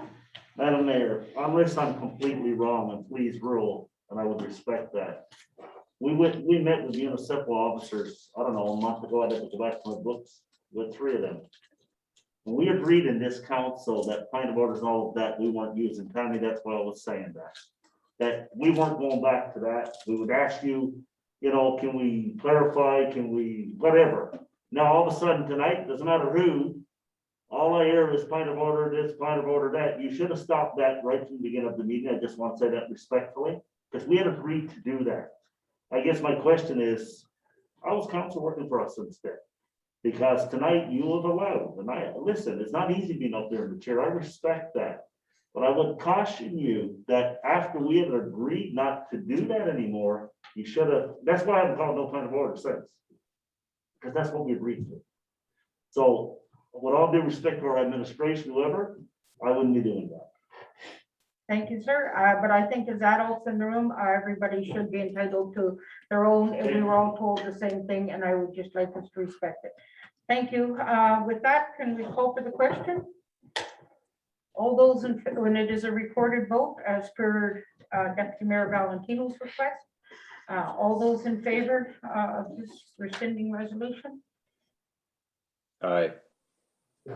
Councillor McMurdo, Councillor Lundmark, Councillor Prue, Deputy Mayor Valentino, Mayor Smook. Opposed? But Councillor Ellsworth, Councillor Colbert, Councillor Fountain, Councillor Wong. Carried.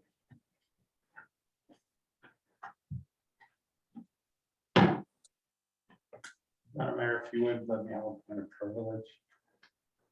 Just want to clarify. What was discussed with the municipal officers wasn't necessarily to do away with point of orders. It was that they would be applied properly, was my understanding. Point of order is only when you have a procedural issue. Point of privilege is when you want to clarify a point. It's up to you as mayor to determine what is an actual point of order and be able to determine, distinguish that from something else. So that you can shut that down. In this case, may not have been a point of order. That's for you to rule, not me, but I would suggest, I don't believe there's any agreement that we would do away with it. It just needs to be used properly so that when there's the issue, when it's a procedural issue that's not being followed, that it can be used. Just clarifying. Thank you. Thank you, Councillor Fountain.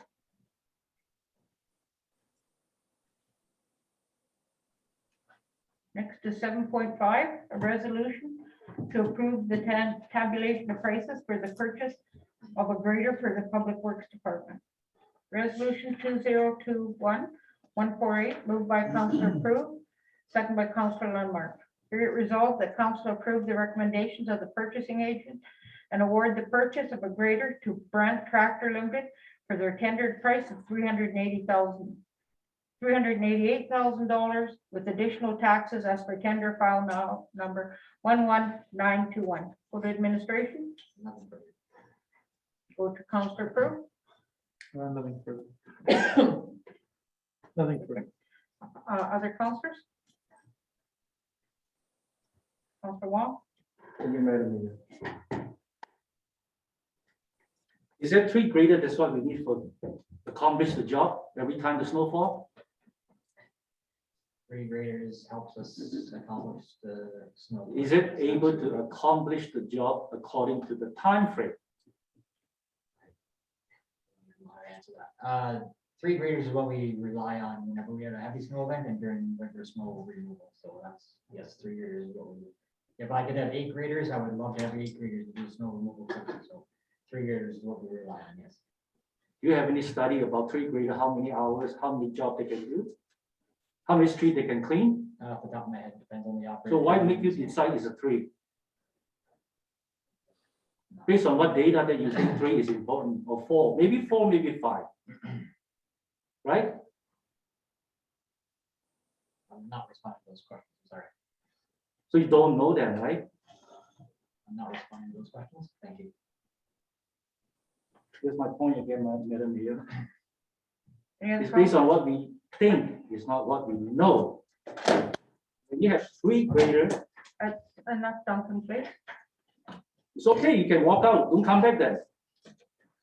Duncan, we will have more than that walking out, please. Thank you. Let's respect our staff and that. They only. I do hope they what we're respect me as an directed. elected official as well. I do have to have an ask question. Okay, and sometimes it wouldn't hurt that we don't need to be confrontational. We could actually ask these questions ahead of time so that we could have the answers if we think these are what Madam we're gonna Mayor, want I to know. did. The first year I tried to get all this data to put on the paper so we can see it. But I got rejected by majority. So now, we never get a proper data. Okay, so that is for another. okay thing. then. We You are wanna shut me down, dealing with shut the me down. resolution. That is for Record another a vote, please. discussion. Thank you. Councilor Colburn? I think we should table this issue until we get the information that's requested. What further information do you? require? Well, look at Councilor Wong. He asked 3 questions. He got no answers. He asked questions about how many graders we could use. or- Yeah, that's told what that we normal could use. questions, isn't it? And one thing that I get complaints about in the winter is about the length of time it does take. It's possible we need 4 or 5 graders, but if we can't get a third one even pushed through, what I'm saying is we have to revamp the system and know what we need. So fine, when we do the next public works this fall, let's work with the questions. I know we've asked before and we will ask again. When we did upgrade our snow removal policy 2 years ago, was it? And we've agreed that we would have what we have right now. If we think we need an inventory increase or decrease, it's the time at public works committees and that when we're talking about things to decide that, So you're not telling here in the us middle of council. that you're telling us that we can't table this because we've had these questions answered all along. Somebody could make a motion to table, I then it did. would have to pass. You did not make a motion, I sir. said I want to make a motion to pass, to table. Didn't I just say that? Before Not you those spoke? words, But you said, I think we should table. You did not Table, make a table motion. a motion. Okay? I want to put this on the table and I want to see the same 5 votes voting against it as they voted for it. Thank you. So Earl is making a motion to table You need a seconder. this. You need a seconder. Counselor Elbert? All in favor to table this motion? Opposed to tabling the motion? Oh, Aye. Thank you. It did not pass. We will continue to discuss it. Is there any more discussion before we, Councilor Lambert, you had your hand up, I'm sorry.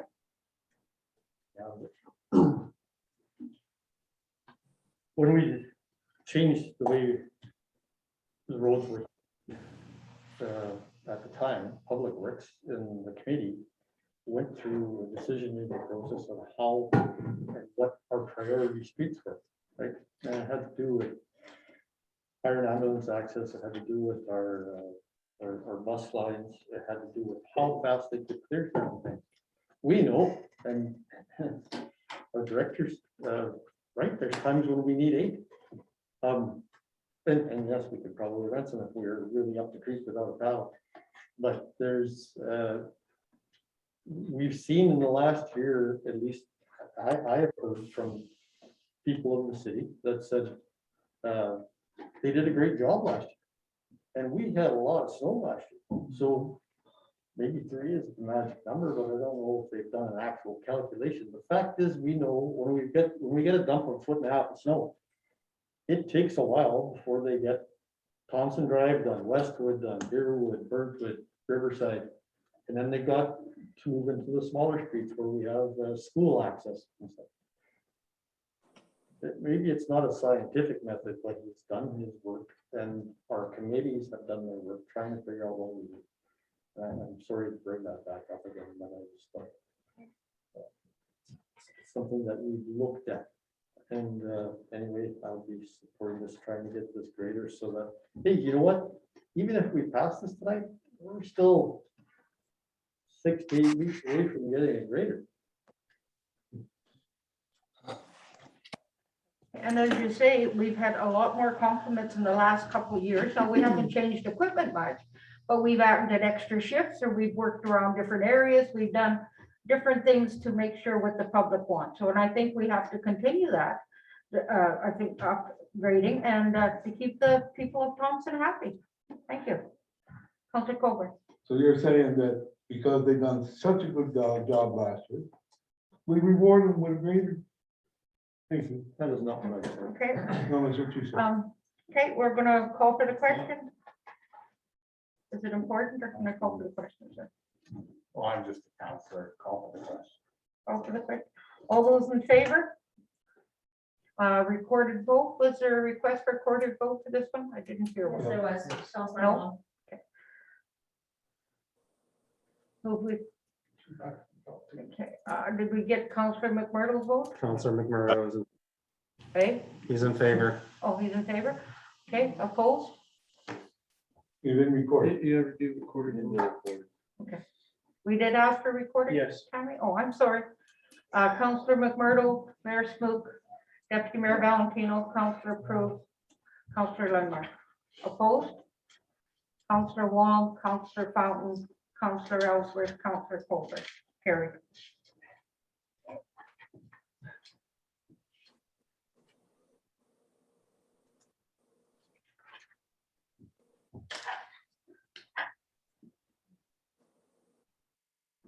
Seven point six is a resolution supporting the call of a town hall meeting in regards to an update on the aquatic facility. Resolution 2021-149, moved by Councilor Fountain, seconded by Councilor Wong.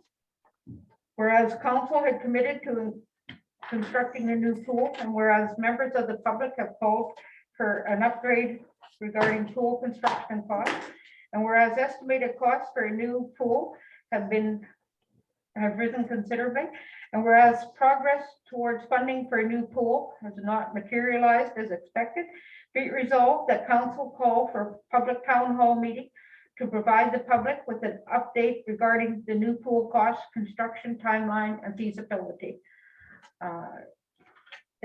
This was a resolution put in by you, Councilor Fountain. Do you want to speak before I go to administration? Yes, if you don't mind, Madam Mayor. So I don't know that the administration knows my motivation for putting this forward, so I think it's only fair that I speak to it first, if you don't mind. Okay.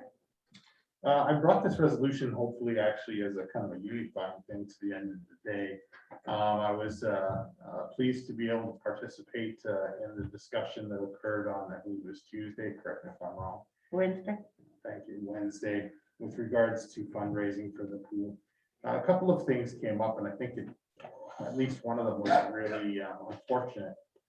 During the discussions from that pool committee, it came up that council was the, certain factions, or they didn't explain.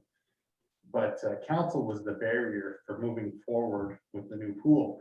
And I want the public to know here today that I've not heard a single person say they didn't want a pool in this community. I think everyone that sits on this council wants a pool. There may be some disagreement in terms of how we go about it or which facility we use, old or new. But everyone that I've ever heard on this council has been in support of a new pool, and I think that's important to go out to the public. That being said, everyone knows that we were unfortunately not able to get the ISIP grant towards the pool. We were lucky to get the ISIP grant towards other things, and a significant amount of money at that. So I'm worried that funding is not going to easily materialize given the amount that we've been given, just been given for road and sewer renewal. Also during the meeting on Wednesday evening, and you can perhaps recall, Madam Mayor, I came to you and I suggested that they had gotten some of their numbers wrong. And I believe that you and I agreed that the numbers were wrong, or at least that was my recollection, that they were wrong. With some of these questions in the air, I think it's really important. And the next resolution actually supports that in a way.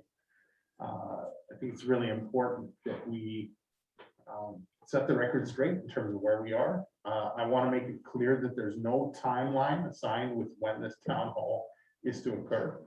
I leave that completely up to the decision of administration in terms of when they're ready to do that. But I think it's important that we as a council commit to the public and indicate that we are getting prepared to present that information, to update them to the public. And just as a note, you know, to lighten up the mood here today, I was getting a prostate exam from my doctor, who was very angry about the pool situation. I tell you, you don't want to get a prostate exam from someone who's angry at you. Not good. So hopefully we can appease him a little bit here today with some good news. Thank you. Thank you for reminding me I won't get a lady parts exam just in case for the same reason, so. Okay, thank you very much for I just want your perspective. Normally we go to administration first, but just there. We will go to administration now, or would we like to go to pool committee? What would you like, Jenny? I have nothing to. Okay, Kathy? Thanks, not necessarily, I'm not full committee, I'm. just You're deputy speaking. mayor? Yeah, yeah, thanks for attending that, Jeff, on Wednesday night. It was good for the community pool committee to have some support from councils that they are aware of where things are at. And we got the numbers from the Stantec report and from our CFO. That's where the numbers were used from that report. And us, or not us, I guess the public pool committee now is at the direction of council from our September 13th in camera meeting about the pool to start getting into, not the phase of, but to get in front of stakeholders and in front of the public as much as we can due to COVID restraints, obviously, to start the discussions so people see like we're at ground zero, what the costs are and stuff. So that definitely is happening. We have another one scheduled for Thursday. You know, if any of you have a small group that we can get out the message and have that message too, I think you're absolutely right. It's important that we update the public on the dollar amounts and where things are at. So absolutely, for sure. And if it's also important that the public, because we have a huge following on this, is aware that all of our information is on our City of Thompson website. You go to the menu, departments, recreation, Norplex pool.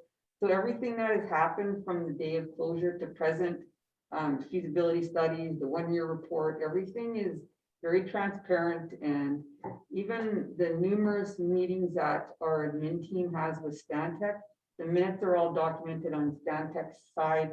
Everything is very in the open. And this is definitely has to be a community driven project. And I mean, we're ready to go. We just need now for council to make decisions so that we can make some kind of a commitment or some kind of a process moving forward. So that's kind of, I guess, from the committee, what they're working on now from our direction. We never did get an absolute no from ISIP, whatever that means. We didn't. We are actively looking at other grants and other funding opportunities always. If you're within any organization that you know may have some kind of a grant, even if it's $5,000 for a diving board, whatever it might be. I mean, we're desperate and we all want this pool, and you're absolutely right, Jeff. We all want it. We all don't want to pay for it, but we do want it. So it's a community problem. I agree that, I mean, town halls with COVID, you're right, there's no timeline to have this. When we have more dollar amounts, I agree, then it's time to have something, whatever that looks like with the public. I don't think, like you said, right now, we're not there yet. COVID wouldn't let us do this yet. So, but I do absolutely agree that in the future, the timeline has to include our public. So for sure, thanks. Thank you. Les. Thank you, Madam Mayor, and certainly I attended that meeting as well. There's a lot of people, whether it be business, whether it be the common folk on the road, is very disappointed in us as a council. Because we stood in the Lakeland Theater. I was there. And Mayor yourself, I can't remember, so I'm not going to challenge you nor would I. But I'll be generous. I think you said we might be shovel ready in 2 years. Some people say that you said a year. I can't remember. I'm being honest. I can't remember. Come February, we're 3 years out. There's no shovel going in the ground before February. I think we'd all agree to that. That's the first piece. People are really getting frustrated. I don't know how many people I've talked to either at News or leaving Thompson professionally in other ways because of the swimming pool. We see a lot of things happening in our city. Crime is on the rise that we haven't seen in a long time. And so it's a combination, I think, of people just getting tired. When Deputy Mayor talks about the numbers, we were given a different number because some of that project wasn't taking into account what needed to be done. So that's why I was a little surprised to see the number I seen, because we had a discussion prior to that. I think that we as a city council, and we're what, 11 and a half months away from the next election. I think it's incumbent of us to talk to the public, and I've got 3 or 4 different answers from our administration. And again, that night in question, we went for that presentation, even the co-chair. And I got not even utmost respect for people that volunteer their time. They're trying their best to do what they can. But even I heard that person say, well, we didn't get the ISIT. So are we got it? We didn't get it. Yes, we can apply again. We get that. But we put our legs in the basket that we were going to get that ISIT. We sat down, we did numbers. We're trying to fundraiser. It's going to take a lot of fundraising to get where we need to. But I think somewhere along the line, and again, I agree, I'm not sure when that town hall would take place, but I would hope that we won't go into next October before we decide to talk to the public, because that'll be a disaster for all of us. I would say right now, I'm very doubtful that we'll have money to start this project in the next year. I don't see it. We got some money, so here's the kicker for me. We were challenged in public. We were really, that's how I feel, that we were the barrier, was the word used, to this not going forward. I was taken back by this. Every entity, everything else we do, we report back. And unless there's some misinformation, I draw that question out because I wanted to know what we weren't doing. What was the barrier from the city council? So my request respectfully is I believe that committee needs to come back to city council and sit down and talk about, we never got the ISIP, and be honest about it, we didn't get it. What's our plans going forward before we ever meet with organizations or stakeholders? How do I expect John Doe that owns a business to invest in a multi-million-dollar project when the city don't know where it's going? That's what I found disconcerting. And you and I talked about that as well. And I really believe that A, we need to talk to the public, and B, more so at this point, we need to get our ducks in order and sit down in an in-camera or whatever way you want it and get that message that we're prepared to take to the public based on concrete facts.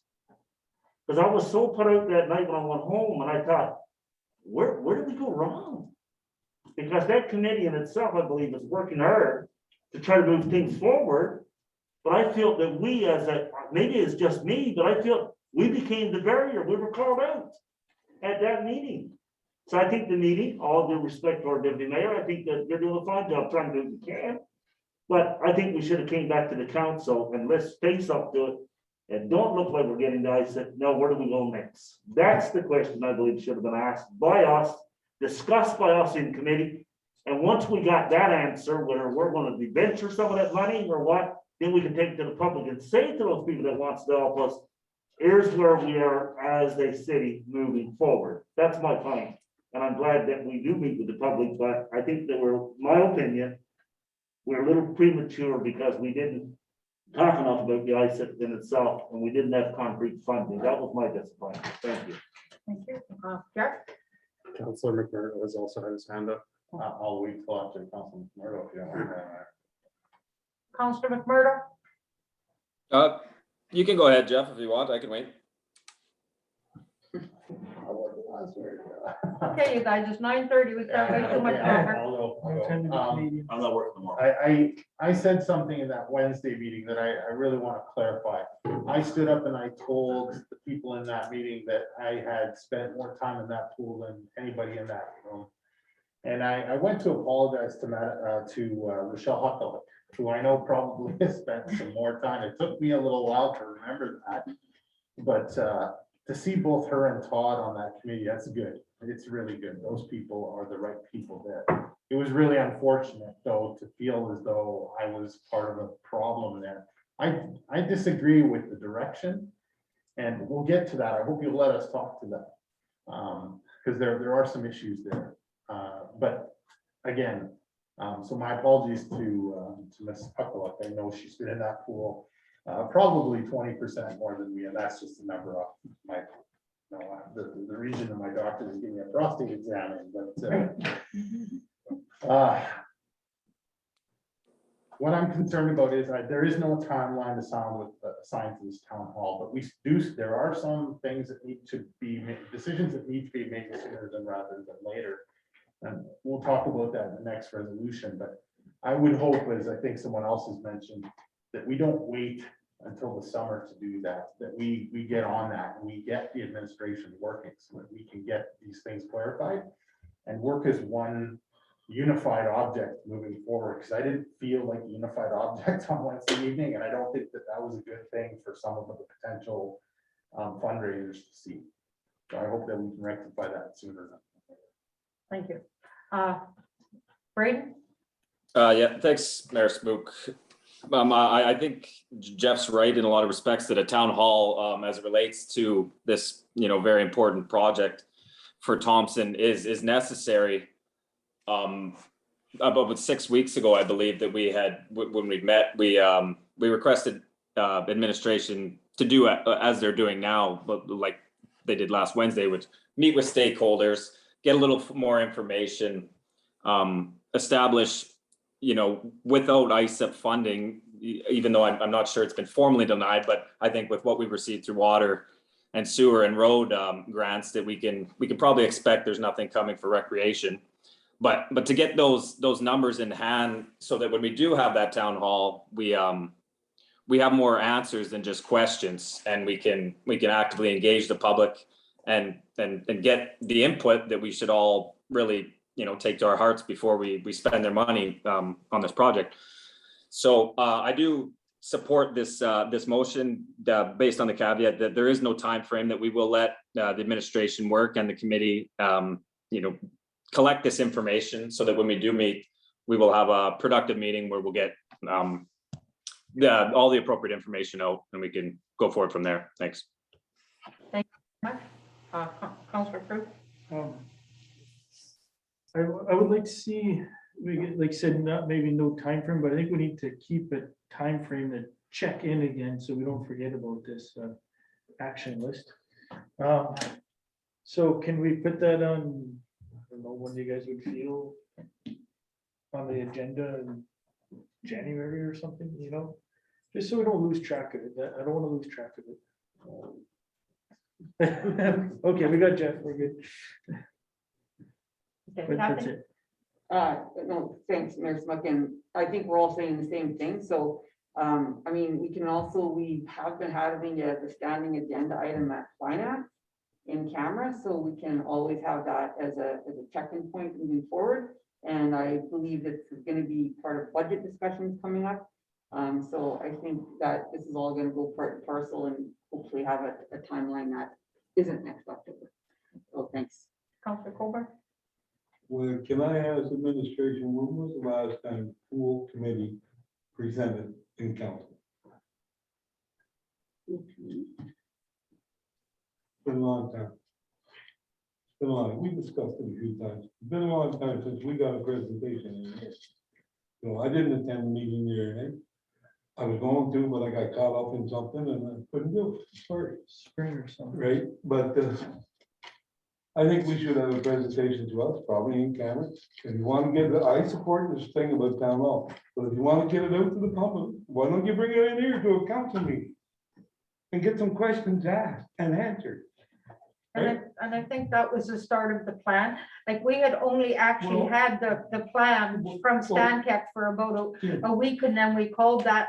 And that was only the first of the meetings. Actually, the pool committee, myself, were on the phone to next people the next day to make sure that these committees these meetings keep happening so people get the information. Casper's done a very good job of putting it out on the website now, done a voiceover, there's place to ask questions. So I really think it started, and I don't think we let it go. And I do agree, we should maybe get together with the pool committee once before, and then maybe a meeting with just the counselors over the next few weeks and get some of these ideas. But bringing it to council is one thing. You're saying it's on the website and this is, why are we putting the onus on our taxpayers to go find the information that we should be giving them to? That disturbs me some reason.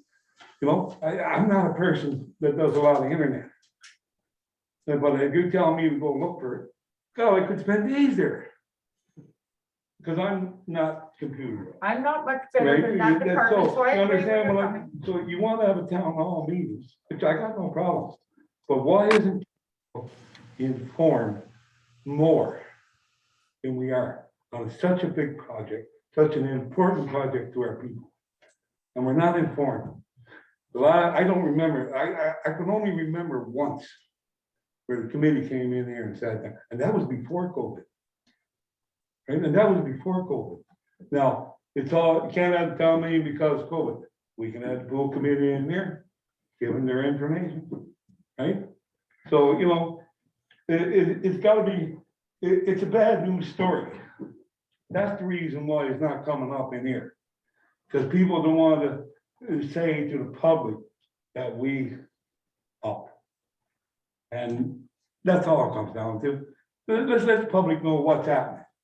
Thank you. And if it takes a town hall, it takes a town, but I don't think we need it. We need them in here in council. So me, as a counselor, and when I was elected, can ask that people the questions that need to be asked.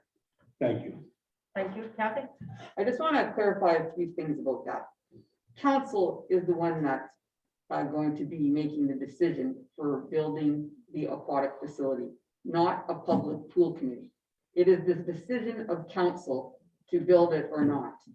So these people are just volunteers working with our admin team, working with Stantec. They will not ultimately make any final decisions about building this facility.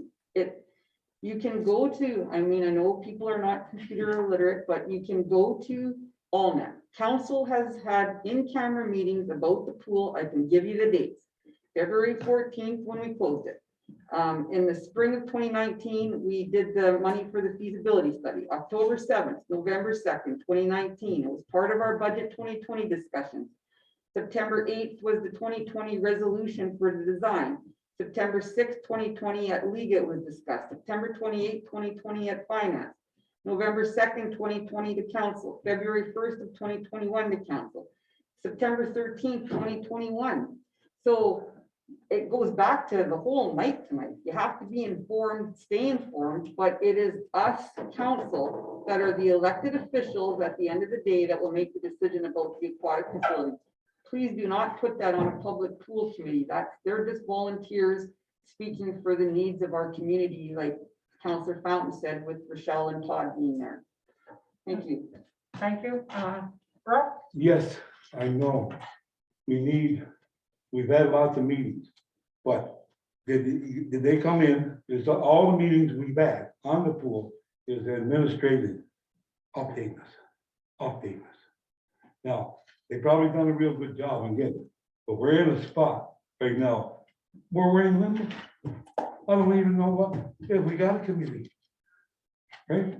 So all the meetings that you're talking, there was never a meeting. And now we're still carrying on and we're still spending money to Stantec. Somebody who up again on the design, and then they come back with a different number.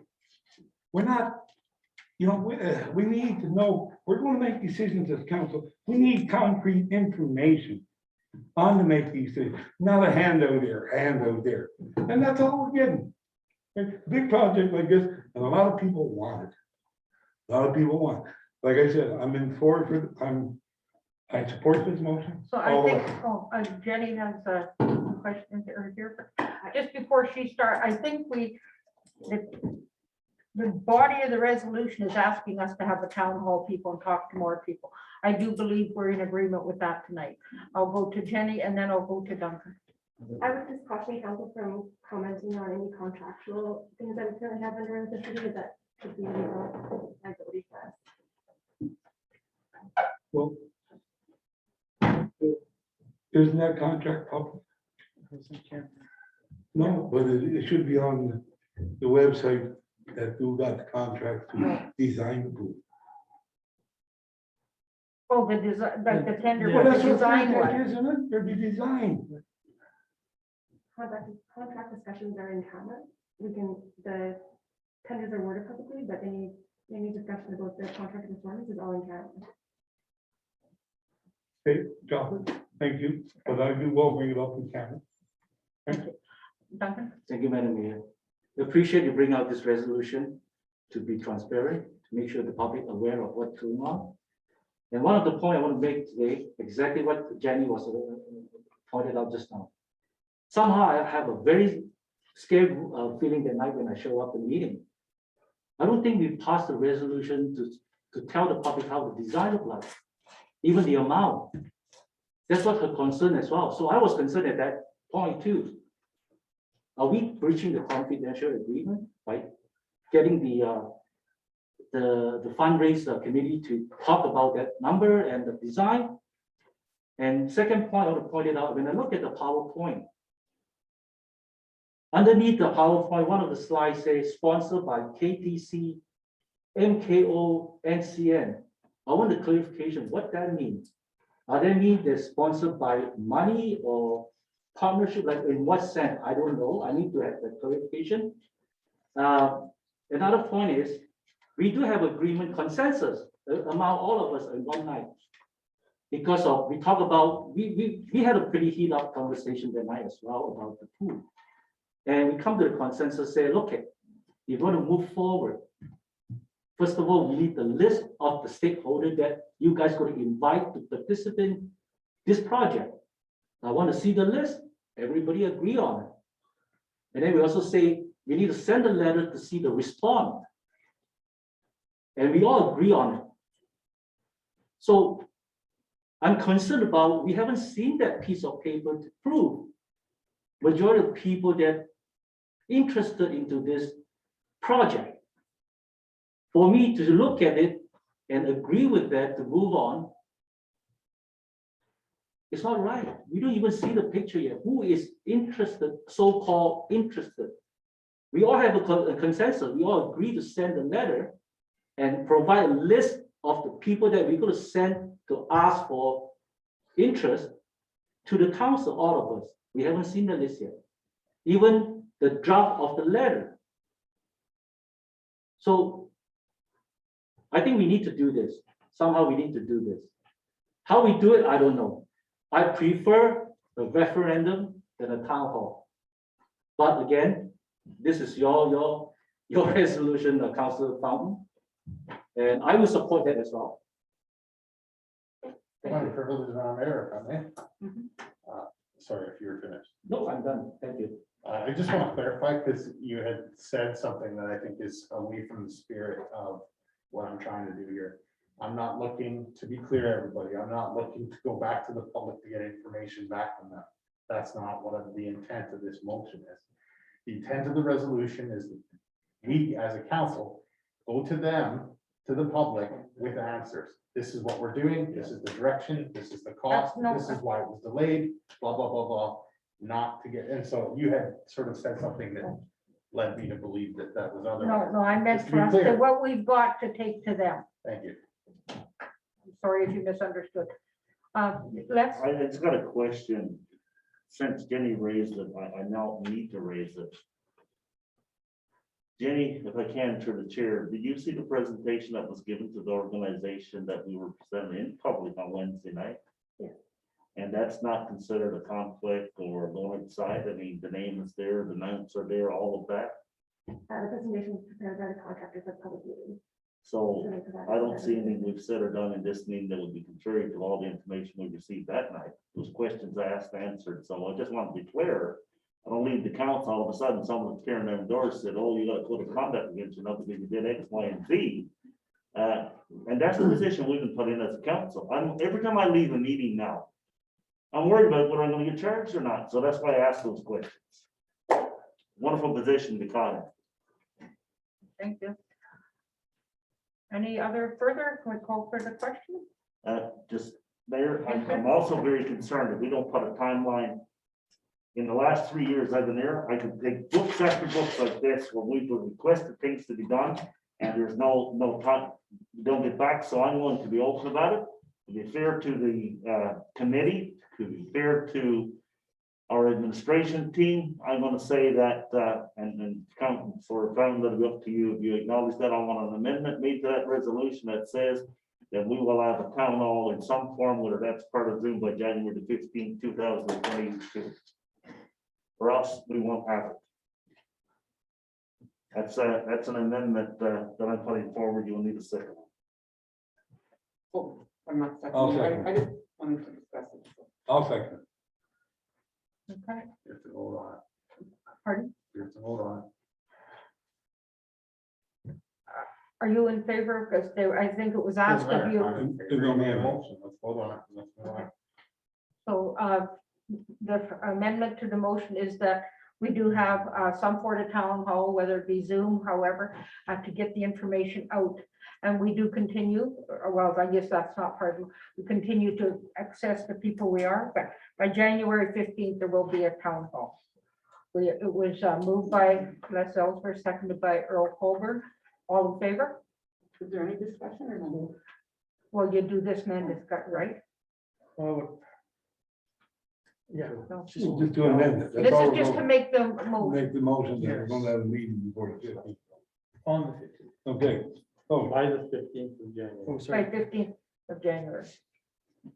That doesn't mean that's gonna be the only discussion or be all, but just sort of Getting back to the to get public. it started. Some update. Does anybody have concerns or questions about that? so in the past, Yeah, I do. I just think that before we would put a date to it, that we should have had some communication with the school committee because they're just following the guidelines that was given to them from council September 13th and are out doing this presentation to public groups right now. So depending on their feedback from that, then they could have provided the timeline back and met with council. That would be my only concern. And that was my exact point by giving them approximately 2.5 months, considering Christmas, considering leading up to Christmas. Listen, we just want to put a date there so it gets done. If our committee comes back and said, listen, we're not prepared, can we move that forward? Then we'll decide that. I just don't want it to be lost. That's it. And if you don't put a date to it, I don't think it'll happen. Kathy? I understand, but I also just want to put out there that as a school committee, we also are tied up for the month of December trying to fundraise, so it's going to be very difficult for these volunteers, but Can we maybe move that till the end of January? That way, the way we're finished, then we're guaranteed, like if it happens at the middle of this, but just so that we can guarantee it to happen in our timeline. Yeah, If you don't mind me making a friendly amendment, I think end of Q1.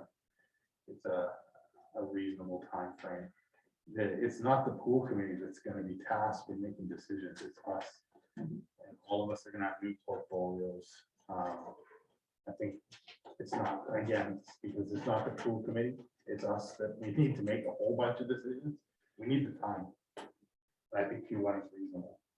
Are you calling a friendly amendment? That hurts me deeply, but. It should. It should. just Tammy. Just for clarification, what is the end of Q1? So we, Was that March 31st? so March 31st? to her. And I'm okay with that. My concern is you now moved it up to them, and that's fine. My feeling is, and I don't mind saying this publicly, we're gonna roll into October. We're not going to have a shovel in the ground. How much will we have told the public by then? Okay, unless there's a whole bunch of money that falls out of the sky unexpected. I don't see it. That's my concern. So that's why I was trying to move it back. So that with us giving them feedback to the public, we're giving it to them. And you're right.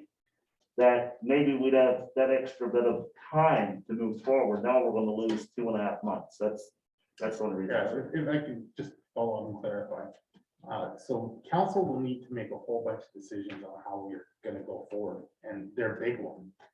But we, based on what Deputy Mayor was saying, it's probably best for us. It doesn't mean that we can't get updates. We're gonna have to be doing all the decision making all throughout, so it's not gonna get left behind.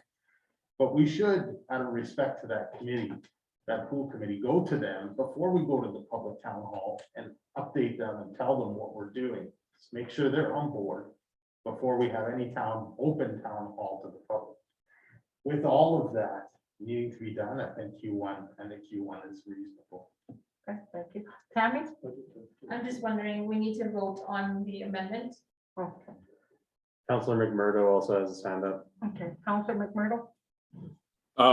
Just for clarification, end of Q1, you want the town hall to have taken place, or you want this council to have met the pool committee, to have a town hall and come to some kind of decision regarding whether or not we're gonna move forward on this project? Because end of Q1, we're getting into spring. If we're gonna get shovels in the ground, yeah, we gotta kind of make a decision. Just clarifying. Thanks. Town hall would mean that everything else is done already. Everything, yeah, everything's done and ready by then. Okay, so are we in agreement with Jeff to move it to March 31st? I guess the question is, okay, so let's see exactly what amendment motion is right now, okay? Tammy, do you have? You just have to add that the town hall has to be held by March 31st, 2022. Fully. You're good? You have to call for the question. Yeah.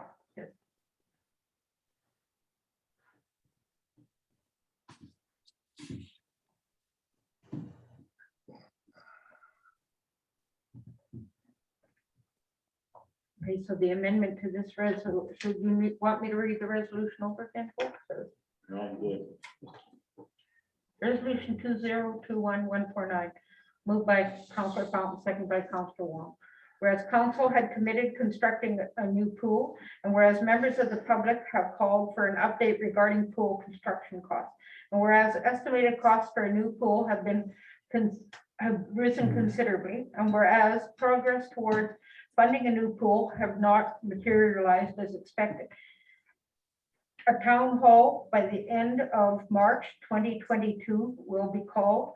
Be it resolved that council call for public town hall meetings to provide the public with an update regarding new pool cost, constructions, timelines, and feasibility. That. Okay, and who's the mover now? That's, are you still moving? That was moved by Councilor Ellsworth, second by Councilor Colburn. Yeah. Are you two? No, I second the one for January the 15th, not the one for March. Okay, well, this 31st. is amended for this one, so do I have a mover for this as it is? I'll move it. Okay, moved by left, seconded. Councilor approved. All those in favor? Opposed? Carried. It's Braden's vote, Madam Mayor. Did Braden vote? I did affirmative. Thank you.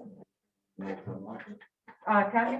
Now you need a motion to approve the resolution as amended. Oh, okay. Now we need a motion to approve the resolution as amended. I'll move it. Deputy Mayor Valentino, Councilor Prue, all in favor? Aye. Carried. Thanks, Braden. One more. Resolution 7.7. A resolution for council to formally explore the feasibility of renovating the existing Norflex pool. Again, would you like to explain this, or I'll read the motion and I'll let you explain, Jeff? As it's yours. Resolution 2021-150, moved by Councilor Fountain, second by Councilor Wong. Whereas costs for a new pool have risen considerably, and whereas funding for a new pool has not materialized as expected, and whereas the cost of demolishing or repurposing the Norplex building have not been quantified. Now therefore be it resolved that council formally explore the possibility and feasibility of renovating the existing Norplex pool rather than building a new aquatic center. Yeah. So the reason I brought this forward is it's where time is not working on our side with respect to the old pool. My understanding, and anyone who can correct me if I'm wrong, is that we have not made a formal decision in terms of what direction we're going. Of course, we have a design that people know about. We have cost estimates people know about. But this elephant in the room is still sitting there without any resolution in terms of what, I mean resolution not in the procedural sense, but in terms of coming to a decision being made about what's happening with that facility. And what happens with that facility has a huge impact on the bottom line. So for example, if we decide that we're going to go with a new pool, we bear the cost of demolition of the pool in terms, and also the hazardous materials abatement on top of the cost of a new pool. That's a huge burden. I've heard also that retrofitting was a preference of a few people. Retrofitting also has significant costs, and this is why I bring this here today. The KGS report that's posted on our website indicates that if there's no maintenance done on that building sooner rather than later, and this report is, I believe, over a year old, that the building will no longer be usable for anything. And it lists the items that are at risk. One of them was the Gulam beam checking. Gulam beam are the large wooden beams there, and you can actually start to see the checking that's happening as a result of dry conditions. So in a number of locations there, including the tile, the concrete, the wood that's in the facility, just putting this thing in care and maintenance with nothing happening is actually deteriorating the building at a significant rate based on what I saw from KGS. I'm worried that we put our blinders on. I said this on Wednesday, and it's been my position all along. I've always wanted a pool, but I'm worried that we put our blinders on and have focused on only one option.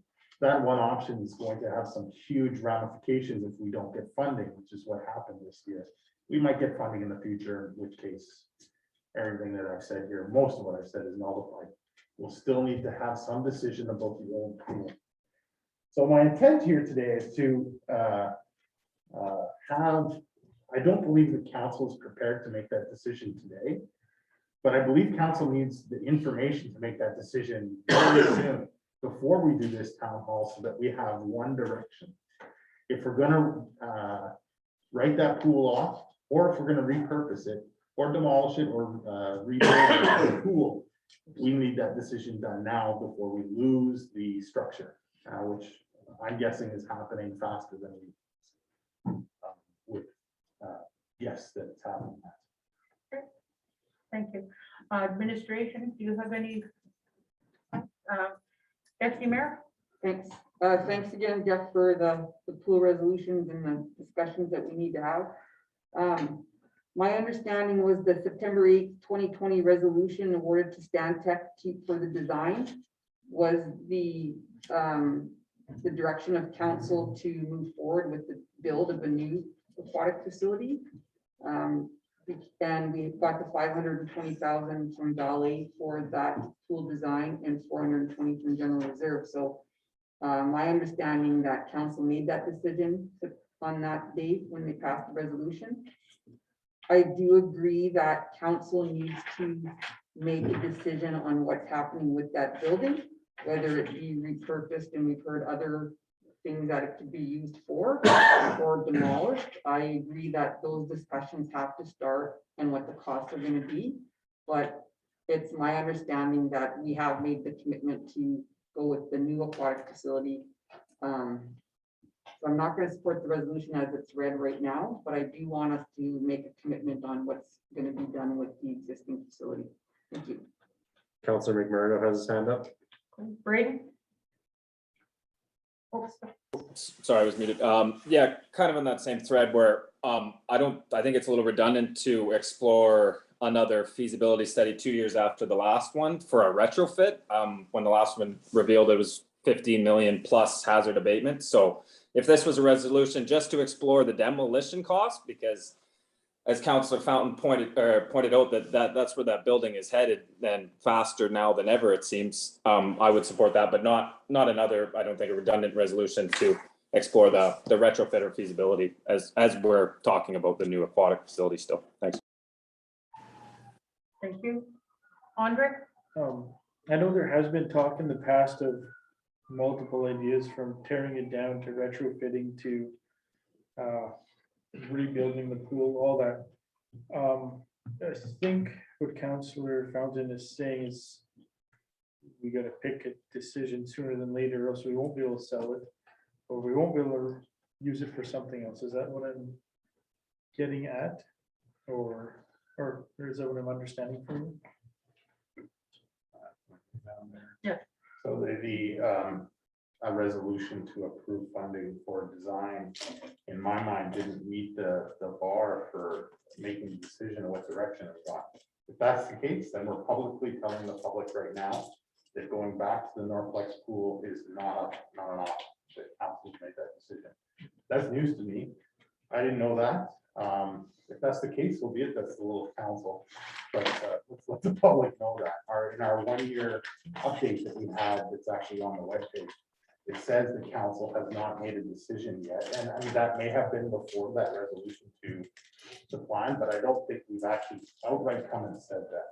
So the intent here was to move council, give council that push, administration, whoever it needs to be, to make that decision so that we can move forward, because I don't think the public knows. I certainly didn't know.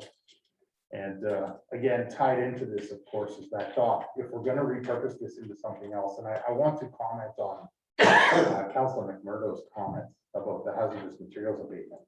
Whether you renovate that building as a pool, or you demolish that building, or you repurpose it into something else, that cost is going to be incurred no matter what, for all three options. That's a neutral cost. Neutral is probably the wrong word, but it's not a cost we can avoid in any case whatsoever. So I just leave it at that. The public should be, let it known to the public here. We've decided a new pool is the only direction we're going. I didn't know that.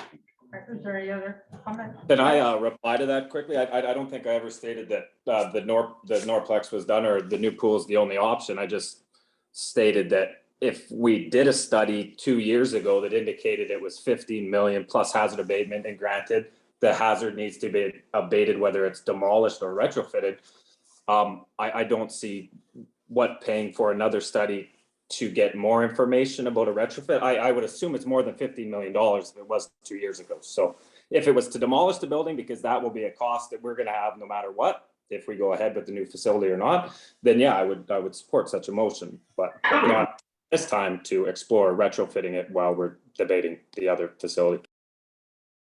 Okay, Les, you were next. Thank you, Madam Mayor. I'll try to keep this as quick as I can and then for some time here. Or else we'll have to bring an overtime lunch, but we've been struggling to get funding. And our team is doing the best they can, but there's only a limited amount that everyone will fundraise. I've always thought, why didn't we have a plan B? So what happens if we don't get the ice this year and next year? And people continues to leave.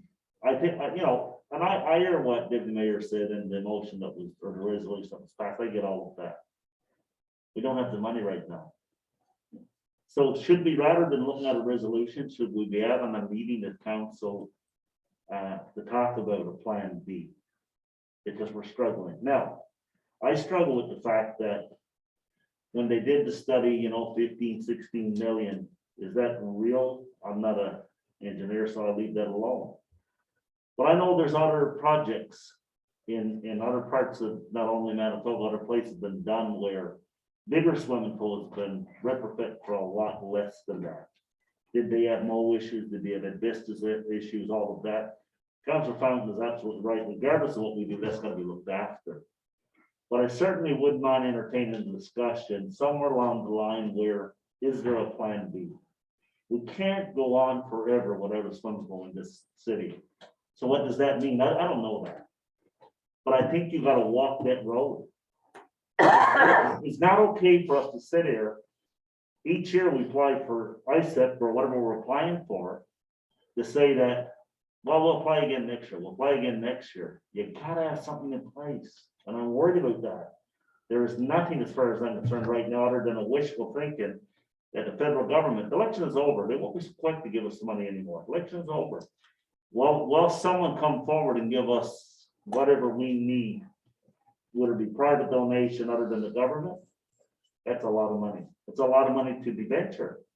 And can we or can we not afford as a city? So I have no problem, myself personally, we tried.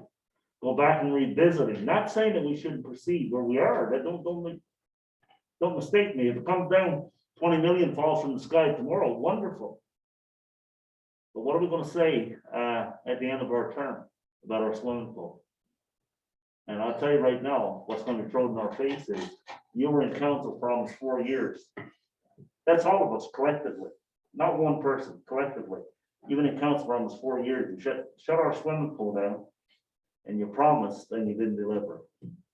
So my thing is to pose this for me, is can we somewhere along the line look at a plan B? Is there a plan B? If there isn't, as Councilor Fountain said, the direction is, this is the way we're gonna go, and that's it, then council will have to look at that. But I would be remiss to say that we shouldn't look at a plan B.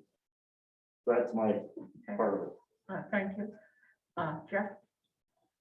Thank you again. I've spoken way too much, but I just want to make some real points here for the public if they're still listening after all this time. We had, and it's a public report, so I hope I'm not getting in trouble. It's on our webpage. 14.95 million to renovate the Norplex pool versus 17.95 million. And these are estimates. They're not, I believe, I don't know what that means, but they're estimates. As opposed to 17.95 million for the new pool, which we know is now significantly higher because there were some omissions made, which is a little strange to me, to be honest, in my opinion. That 14.95 million to retrofit and rebuild the Norplex pool was to give us everything that we wanted. That included the 2 separate tanks, a water slide that came in down and its own thing, to fix the water slide infrastructure, all the damage that occurred into the concrete, the top floor, all of that stuff, replace windows. I went through this 3 times today. It was a long list of things, including bringing the lifeguard offices and showers down to the main floor, sauna on an elevated platform where the gym used to be.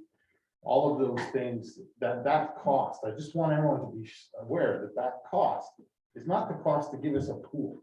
That's the cost to give us a pool somewhat equivalent, in my mind, better than what we're getting with the new pool. And at 14.95 million, as opposed to where we're at now, probably a lot more doable. So if council's looking at options, you don't have many, and that's a feasible one. Thank you. Kathy? Thanks, Mayor Smoke, and yeah, I mean, I'm hoping that council has taken the time to actually look at the report, because that's vital.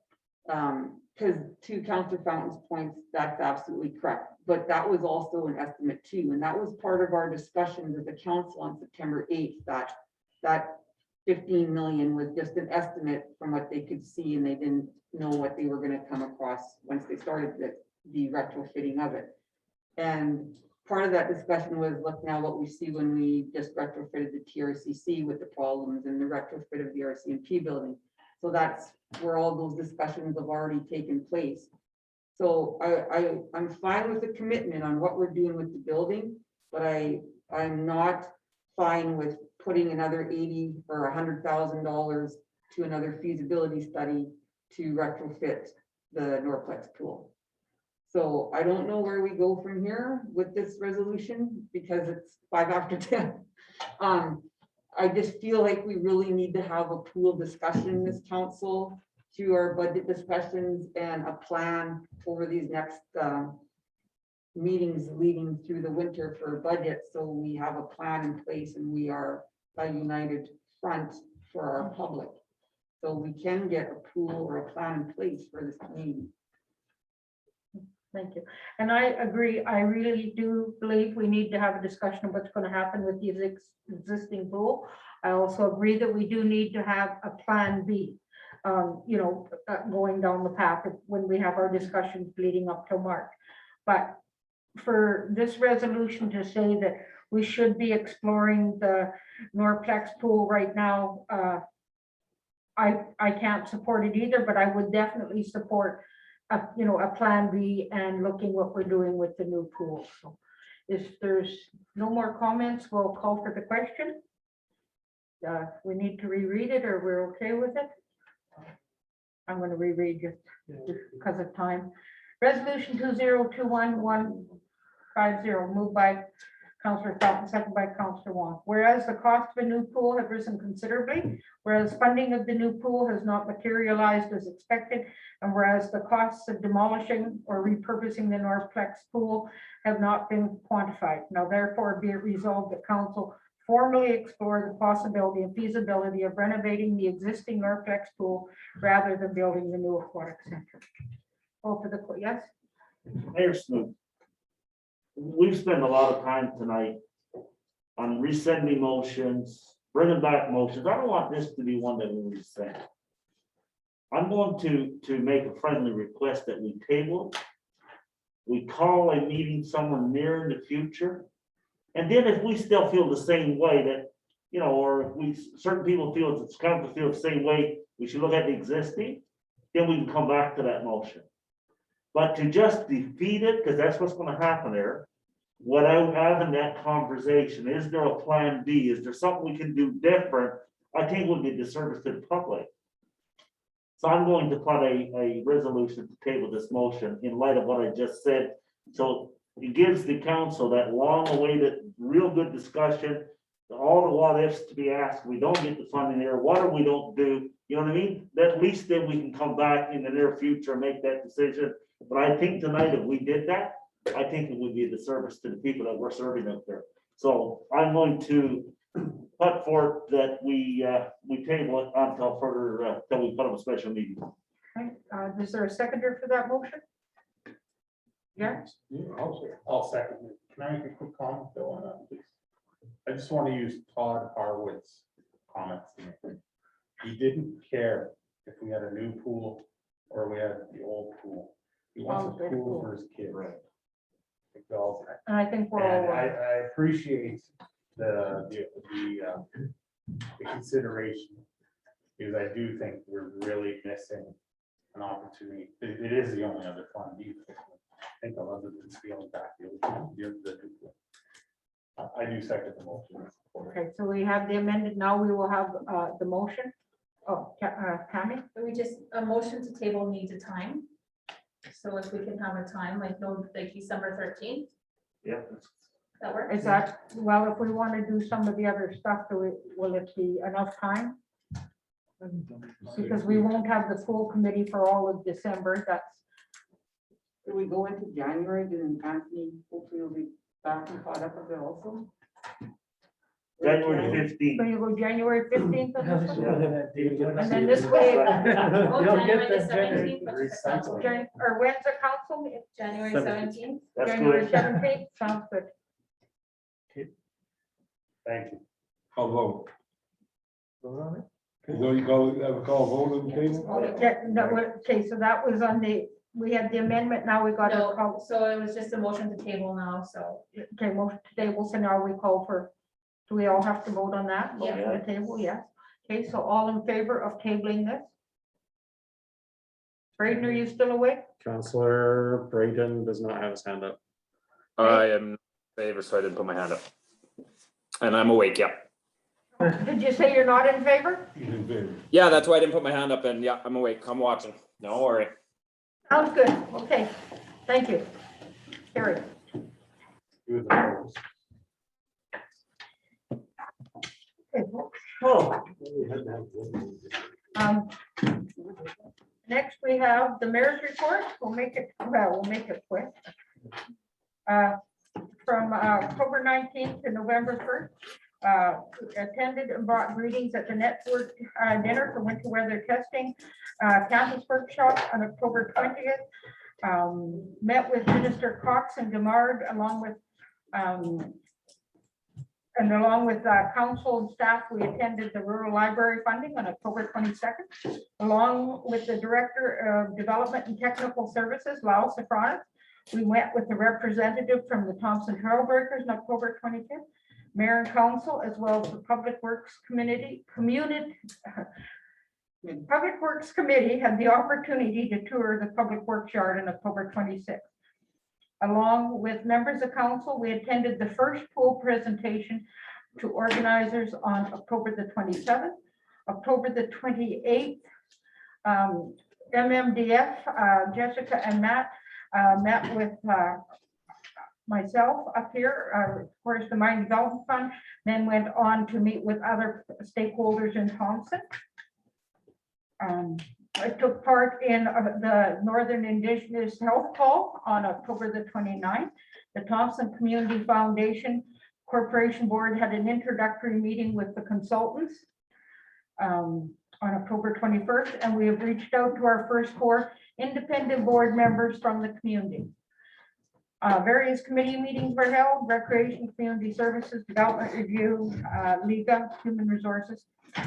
And I'd just like to say that Halloween was a success from the trick-or-treaters. Thank you to all those that participated, and I'd like to send out a special thank you to the RCMP and Thompson Fire and Emergency Services who put on extra people, volunteers. That I think they had as much fun as the kids out there. And I would like to more sober thought that Remembrance Day is on November the 11th before we have our next meeting. The notice we've received so far is that will be very similar to last year with a invite only to the Legion Hall, and Shaw will have it on TV for everybody to follow along. And just one further note to our council is that this coming Wednesday, November the 3rd, the 21st, is our organizational meeting for our last year in the council. So it's very important we all attend.